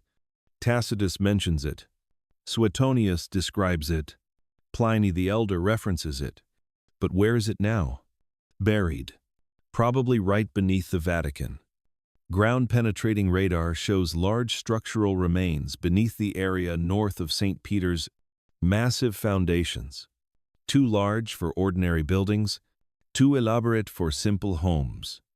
Imperial-scale construction. Could it be Caligula's villa?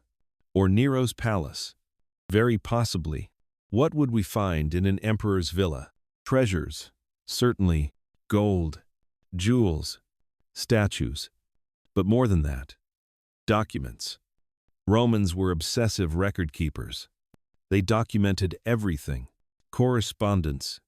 Legal proceedings. Administrative orders. If Nero's archives survived, if they're buried beneath the Vatican, they might contain the actual Roman records of Christian persecutions, not Christian accounts written decades later, but the imperial orders themselves, the names of the condemned, the charges against them, the dates of executions, including, possibly, the execution order for Peter. We know Peter was executed during Nero's reign. Christian tradition says so. Historical sources confirm it. But we don't have Roman documentation. The official record, what if it's down there? What if the proof everyone wants, definitive evidence that Peter died in Rome, is sitting in a sealed archive beneath 30 feet of earth? Would the Vatican excavate? Or would they leave it buried? Because here's the problem with proof. Sometimes it proves the wrong thing. What if the records show Peter was executed but buried somewhere else? What if they show he never made it to Rome at all? What if the entire tradition of Peter founding the Roman Church is a later invention? That's the risk of excavation. You might find what you're looking for, or you might find evidence that everything you believed is wrong. So maybe it's safer to leave Caligula's villa buried. Second possibility, the martyrs. In 64 AD, after the Great Fire of Rome, Nero blamed the Christians. Hundreds were executed, maybe thousands. Crucified, burned alive, torn apart by animals in the circus. Where are their bodies? Christian tradition says fellow believers snuck out at night and buried them. Secretly, respectfully. On Vatican Hill, in the same necropolis where Peter lay. If that's true, there are mass graves down there, containing some of the very first Christians, people who knew Peter, maybe even people who knew Jesus. First-generation believers, martyrs, saints. Their bones would be the ultimate relics, but they would also be a complication, because if you find mass graves, you have to ask uncomfortable questions. Were they really martyrs? Or just scapegoats? Did they die for faith? Or for politics? Did Nero persecute them because they were Christian? Or because they were convenient targets for a crime he needed someone to blame? The traditional narrative is clean. Faithful Christians, persecuted for their beliefs, died rather than renounce Christ. But the historical reality is messier. Rome didn't care what you believed. They cared if you caused trouble. Christians in 64 AD were a tiny sect, mostly poor, mostly slaves, mostly invisible. They weren't a threat to the empire. They were a convenient excuse. Nero needed someone to blame for the fire. Christians were vulnerable, easy targets. So he rounded them up, tortured them, executed them, not because of what they believed, but because they couldn't fight back. Does that make them less holy, less worthy of veneration? Or does it make their sacrifice more human, more tragic? These are questions the church might not want to answer. So the mass graves, if they exist, stay buried. Third possibility, the treasures. During the sack of Rome in 1527, Pope Clement VII ran through the Paceto corridor with whatever he could carry, but there wasn't time to save everything. Gold chalices, jeweled crosses, illuminated manuscripts, sacred relics, left behind, hidden, buried, and never recovered. Why not? Maybe by the time it was safe to go back, no one remembered exactly where they'd hidden things. Or maybe they did remember, but decided it was safer to leave them buried. Because if you retrieve treasures during a siege, people notice, and what you retrieve, they can steal again. Better to leave it hidden, wait for calmer times. But those calmer times never came, or the people who knew the locations died, and the treasures remained, somewhere beneath the Vatican, waiting. This isn't speculation. There are documented cases of treasures being found during renovations. In the 1980s, workers repairing a wall in the Vatican Palace found a cache of medieval coins, gold florins, hidden in a cavity behind the plaster. In the 2000s, during earthquake reinforcement, they found a sealed chamber containing 16th-century vestments, silk robes embroidered with gold thread, perfectly preserved. How many more caches are there? How many walls haven't been opened? How many floors haven't been lifted? The Vatican is 500 years of construction, built on top of 2,000 years of occupation. Every renovation, every earthquake repair, every modernization reveals something, but they only excavate when they absolutely have to. When a pipe breaks, when a foundation cracks, when structural necessity forces them to dig, they don't go looking. Because looking creates obligations.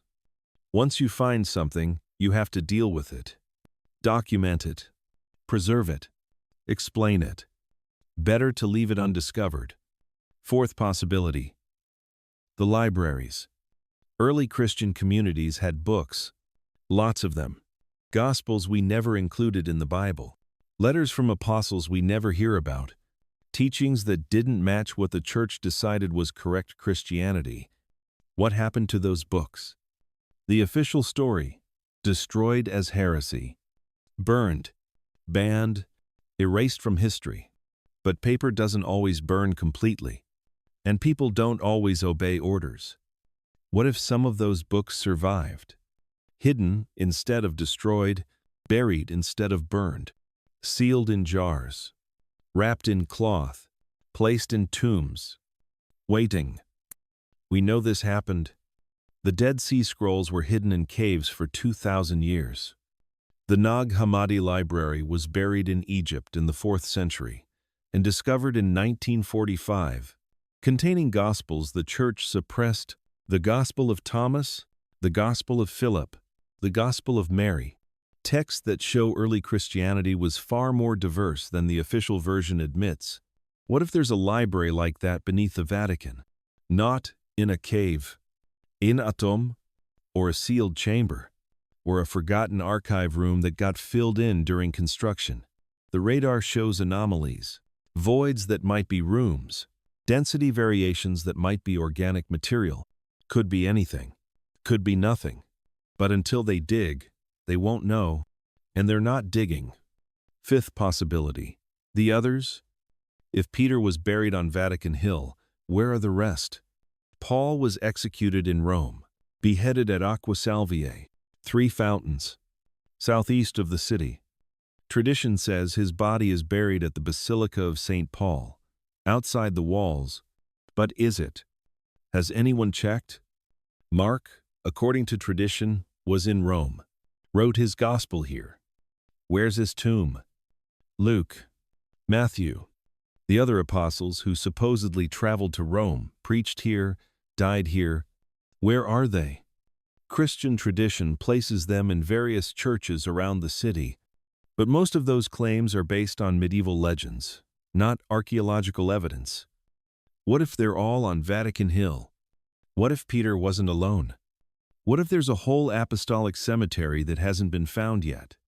That would be the most significant Christian archaeological discovery in history, but it would also be a nightmare for the church, because if you find multiple apostles, you have to explain why Peter gets priority, why the Bishop of Rome is more important than any other bishop.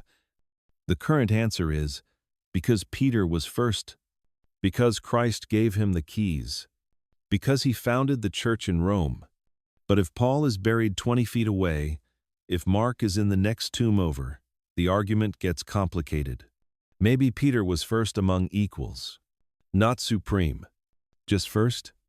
That's a theological distinction with enormous implications. So maybe it's better not to find the other apostles, better to leave them wherever they are. Honored in tradition, uncomplicated by archaeology. These aren't conspiracy theories. These are historical possibilities, based on what we know happened, based on what ground-penetrating radar shows, based on the fact that the Vatican keeps closing doors instead of opening them. Every few years, there's a story. Workers found something during renovation, an unexpected chamber, an unmarked tomb, and then nothing. The story disappears. No follow-up. No investigation announced. Just silence. Which makes you wonder, what did they find? And why aren't they telling us? The official answer is always the same: preservation, security, structural concerns. We can't excavate because it's too dangerous, too expensive, too disruptive. All valid reasons. All probably true, but also convenient. Because they allow the Vatican to control the narrative, to decide what gets revealed and what stays hidden. They've been doing this for 2,000 years. Controlling information, managing revelations, deciding when the world is ready for uncomfortable truths, and when it's not. The question isn't whether there are more secrets beneath the Vatican. There are. The radar proves it. The question is, will they ever let us see them?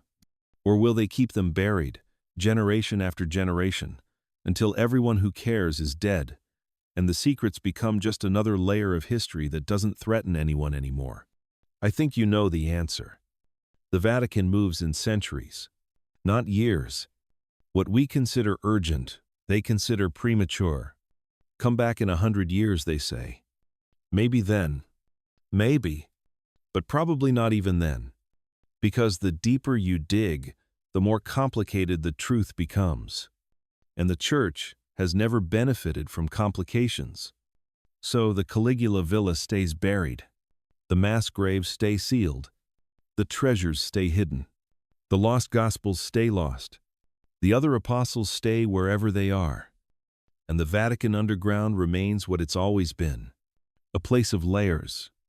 Each generation building on top of the last, each era burying what came before, until the ground itself becomes a physical record of everything the Church wanted to forget, couldn't destroy, and hopes time will eventually dissolve into irrelevance.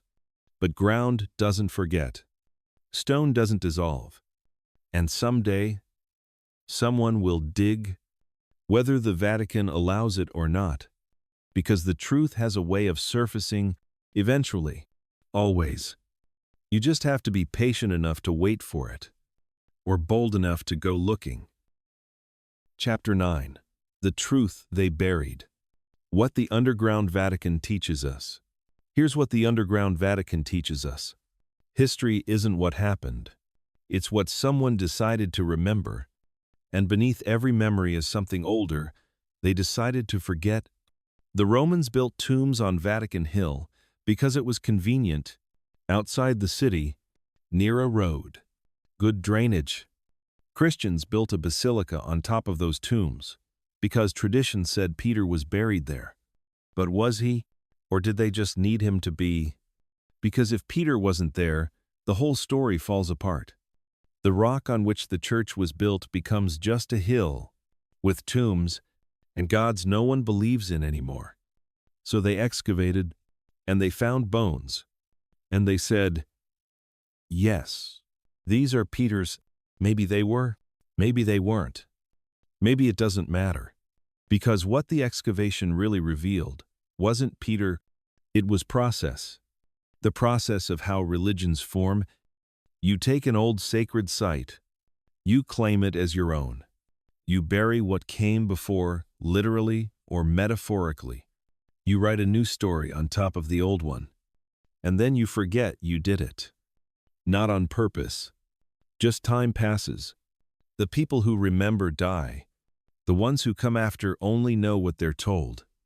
And what they're told becomes truth.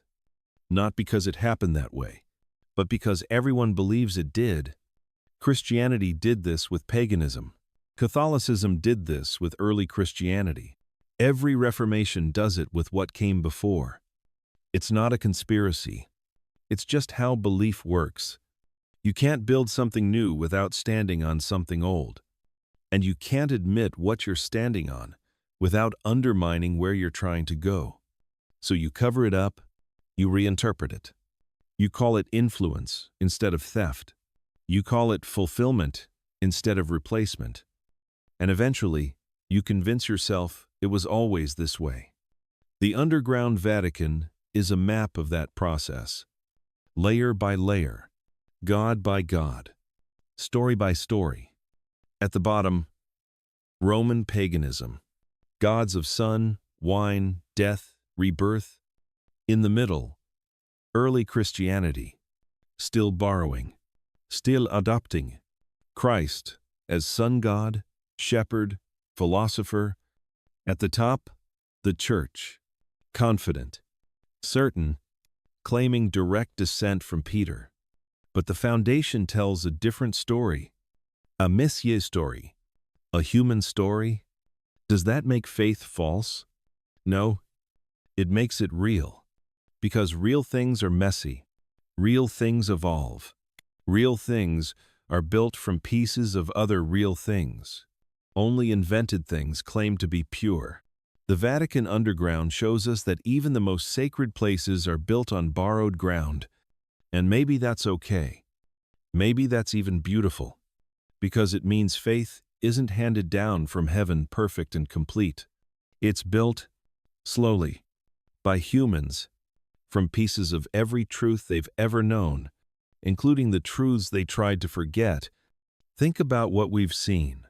Mausoleums, where Christ wears Apollo's face, where Mary sits on Isis's throne, where the Good Shepherd carries Orpheus's lyre. Not plagiarism, not deception. Evolution.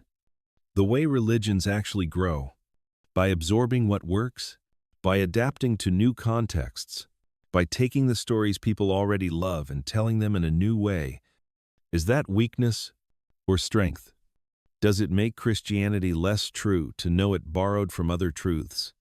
Or does it make it more human, more real, more connected to the long story of humanity searching for meaning in a world that doesn't come with instructions? The Vatican excavators couldn't answer that. It wasn't their job to answer that. Their job was to dig, to document, to find Peter's bones.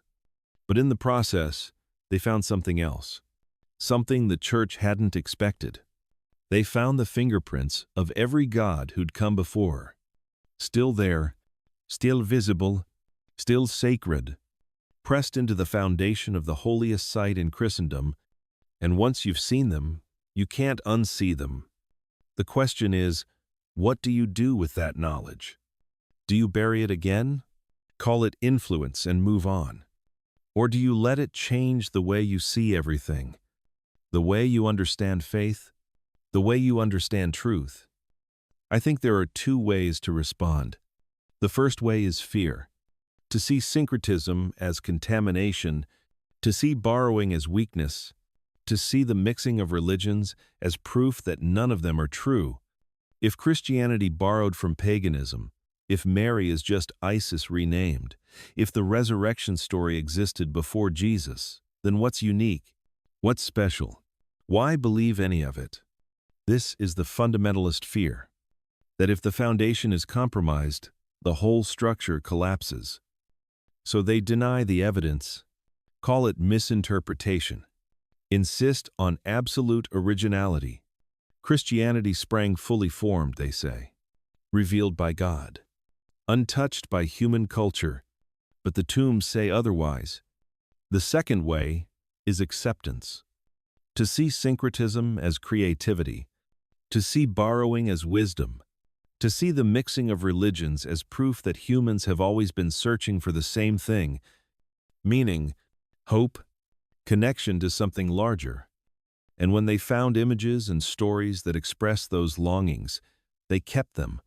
They didn't care where they came from. They cared that they worked, that they helped people face death, that they gave suffering purpose, that they made the unbearable bearable.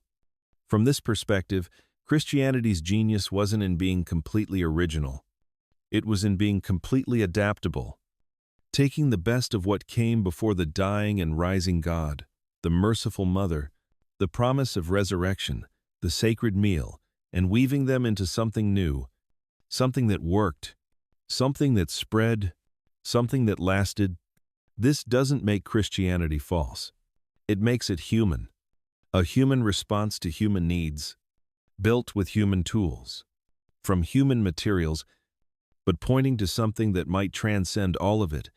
The question isn't whether Christianity borrowed. It did. The evidence is irrefutable. The question is whether borrowing disqualifies it from being true. And that's not a question archaeology can answer.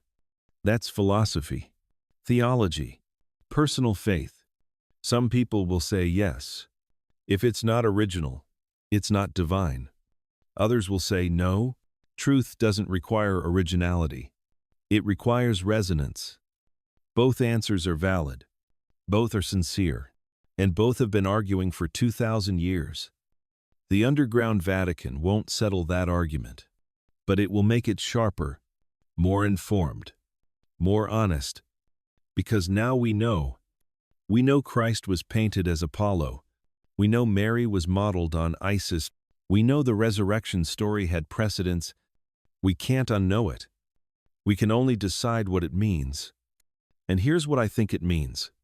That religion is a conversation, not a monologue from heaven, but a dialogue between humans and the divine. However you define divine, each generation takes what the previous generation gave them, adds their own understanding, their own experience, their own symbols, and passes it forward.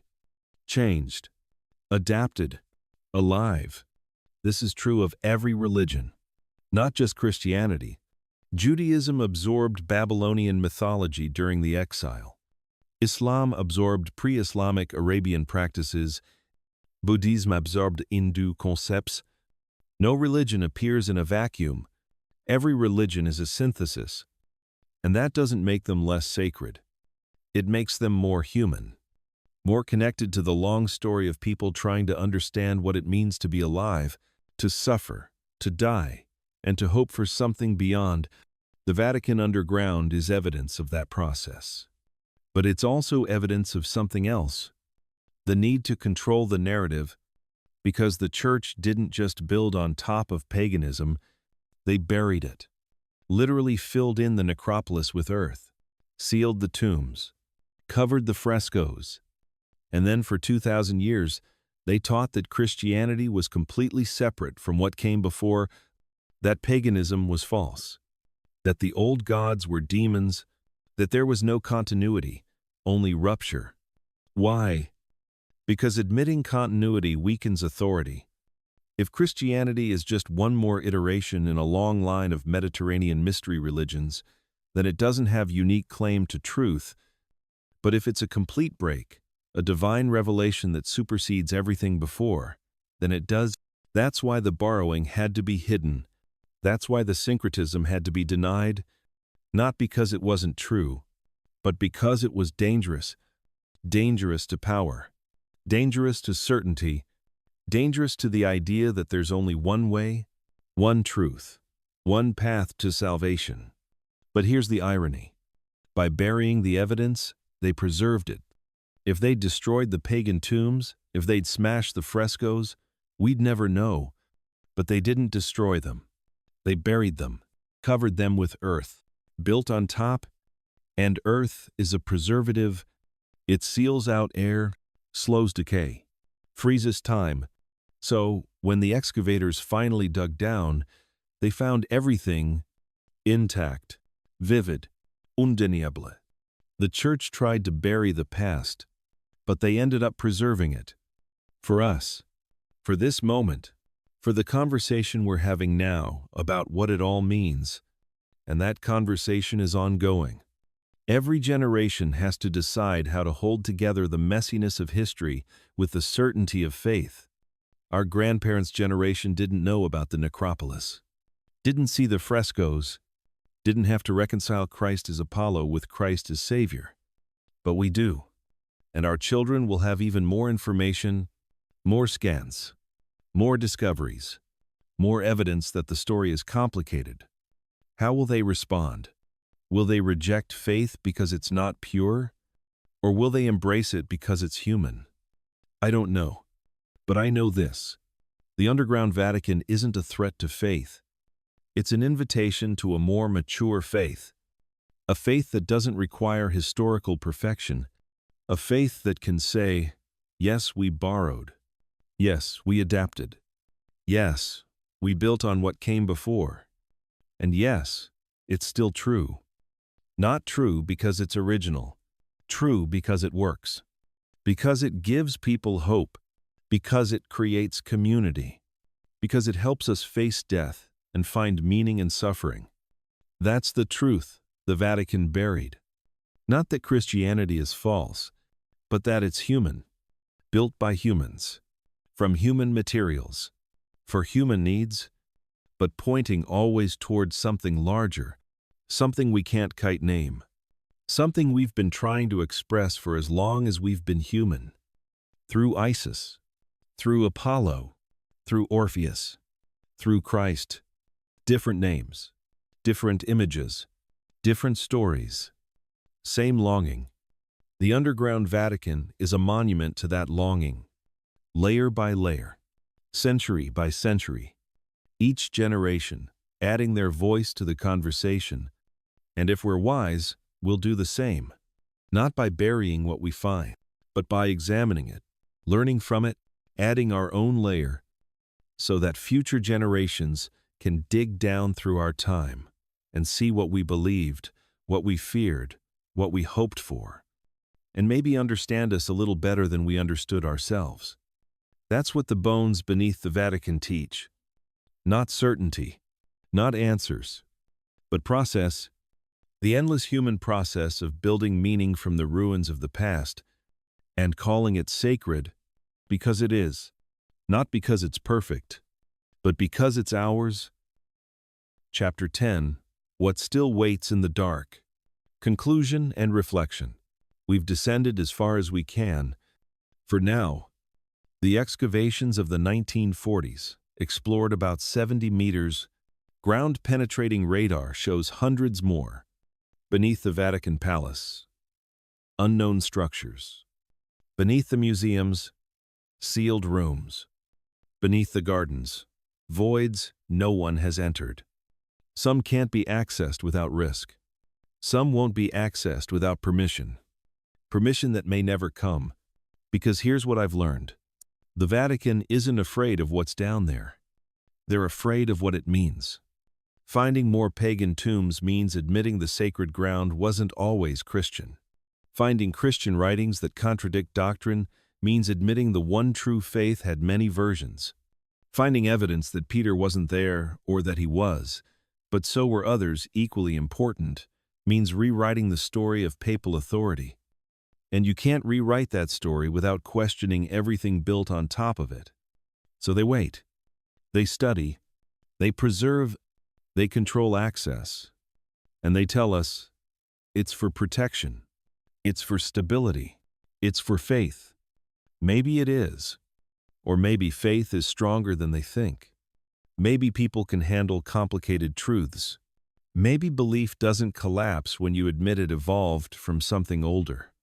Maybe the underground Vatican, with all its layers and contradictions, is actually the most honest thing about the Church. Because it shows what religion really is. Not a revelation dropped from heaven, but a conversation across centuries. Not a single truth, but a collection of truths. Some borrowed, some invented, some discovered, all woven together into something people needed. The underground won't give us final answers. It'll give us better questions. And maybe that's enough. Maybe that's what digging into the past is really for, not to destroy what we believe, but to understand why we believe it. To see the bones beneath the foundation, to know that even the most sacred places were built by human hands, and to decide, knowing all of that, whether the structure still stands, whether the story still matters, whether faith, with all its borrowed pieces and buried contradictions, is still worth believing in. I think about the archaeologists in 1939, working in lamplight, in danger, during a war, digging for proof of Peter, and finding instead an entire world they didn't expect, gods they thought were dead, stories they thought were forgotten, all there, still sacred, still speaking. What did they feel when they cleaned the plaster from that fresco and saw Christ with Apollo's face? Was it horror, confusion, or was it recognition? The understanding that the human need for the divine transcends any single expression of it, that we've always been doing this, building gods, remaking them, calling them by new names, and believing every time that this time it's different, this time it's real, this time it's final, until the next generation digs down and finds our bones and asks the same questions we're asking now. The Vatican underground isn't closed. It's just waiting for the next generation of diggers, the next wave of questions, the next technology that can see through stone and time and silence. And when they dig deeper, and they will, what will they find? Another layer of truth. Another God we thought was gone. Another story we thought we knew. I don't know. But I know this. The ground always gives up its secrets. Eventually, you just have to be willing to look and to accept what you see, even if it changes everything, especially if it changes everything. Because that's what truth does. It doesn't comfort, it complicates. And beneath the Vatican, 2,000 years of complications are waiting in the dark, ready to speak, if we're ready to listen. Think about the trajectory. In 1939, they didn't have ground-penetrating radar. They didn't have laser scanning. They didn't have DNA analysis. They had shovels, and lamps, and faith. Today, we can see through walls, map entire structures without digging, read erased inscriptions, analyze bones at the molecular level. What will the next generation have? Technology we can't imagine yet. Methods we haven't invented. Ways of seeing the past that make our current tools look primitive. And with each advance, more will be revealed. The rooms that are sealed now will be mapped. The voids that are mysteries now will be identified. The tunnels that lead nowhere will be traced to their destinations. And we'll have to decide again what to do with what we find. Bury it again. Preserve it in digital form, but keep it restricted. Share it fully and deal with the consequences. Each option says something about who we are, about what we value, control or transparency, protection or truth, faith or knowledge. These aren't opposites, but they feel like it sometimes. The Vatican has always chosen control, protection, faith, and it's worked. For 2,000 years, they've survived by managing information carefully, revealing only what strengthens the institution, concealing what might weaken it. Can you blame them? When the stakes are 1 billion believers, when the structure you're protecting is older than most nations, when your job is to preserve faith in an age of doubt, can you blame them for being cautious? I don't know if I can. But I also know faith that requires ignorance is fragile. Faith that can withstand truth is strong. And the underground Vatican, with all its uncomfortable revelations, might actually be the greatest gift the Church ever received. Because it forces the conversation, it makes questions unavoidable. It takes faith out of the realm of abstract doctrine and puts it in the realm of physical evidence: bones, walls, paint, stone, things you can touch, things you can carbon date, things that don't lie. And it says, here, this is what actually happened. Not what we wish happened. Not what tradition says happened, but what the ground remembers. Now what do you do with it? That's the challenge for believers in the 21st century. Our ancestors didn't have to wrestle with this. They didn't know about the necropolis, didn't see Christ as Apollo, didn't have DNA analysis of ancient bones. They could believe with a kind of simplicity that's no longer available to us. We can't unknow what we know. So we have two choices. Reject it. Call the evidence flawed, the interpretations biased, the science incomplete. Cling to the traditional story and refuse to complicate it. Or embrace it.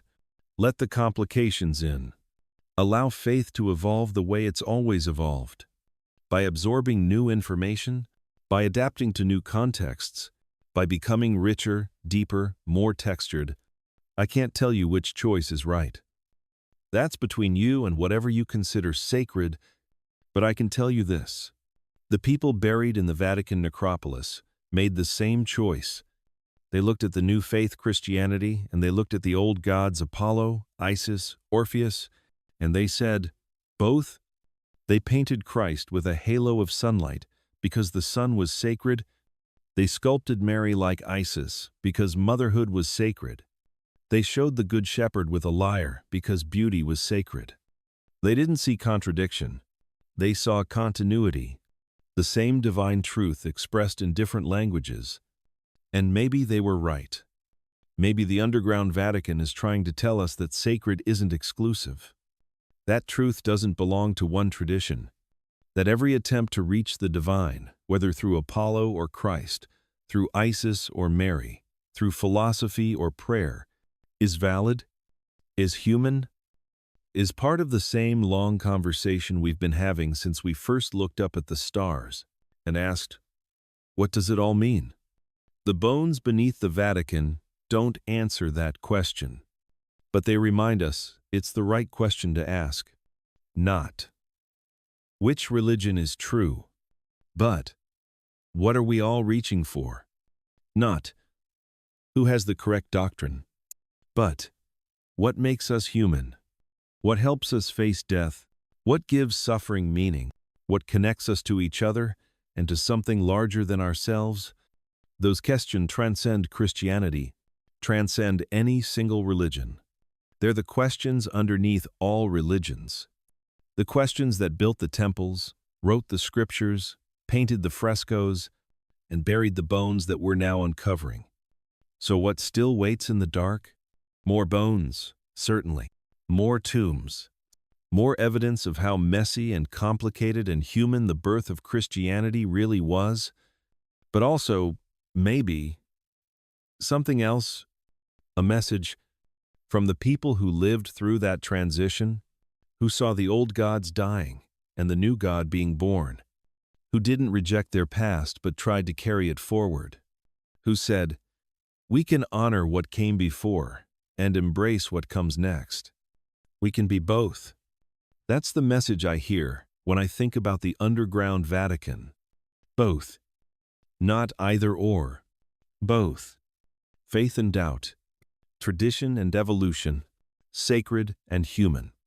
All of it, at once, buried together, waiting together for someone willing to descend, to see, to ask, and to bring back not certainty, but conversation, because in the end, that's all we have.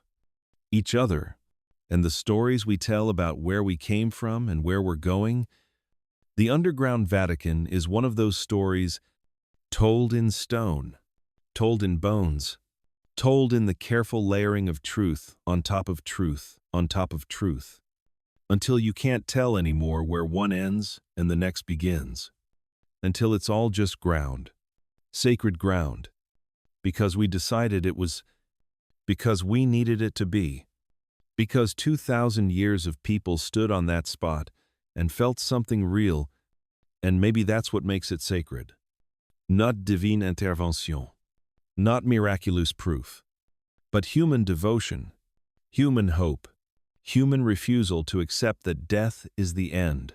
The underground Vatican won't give us Peter, not definitively, but it gives us something better. It gives us ourselves, reflected back through 2,000 years, still asking the same questions, still building the same hopes, still burying our contradictions and calling the ground holy. And maybe that's enough.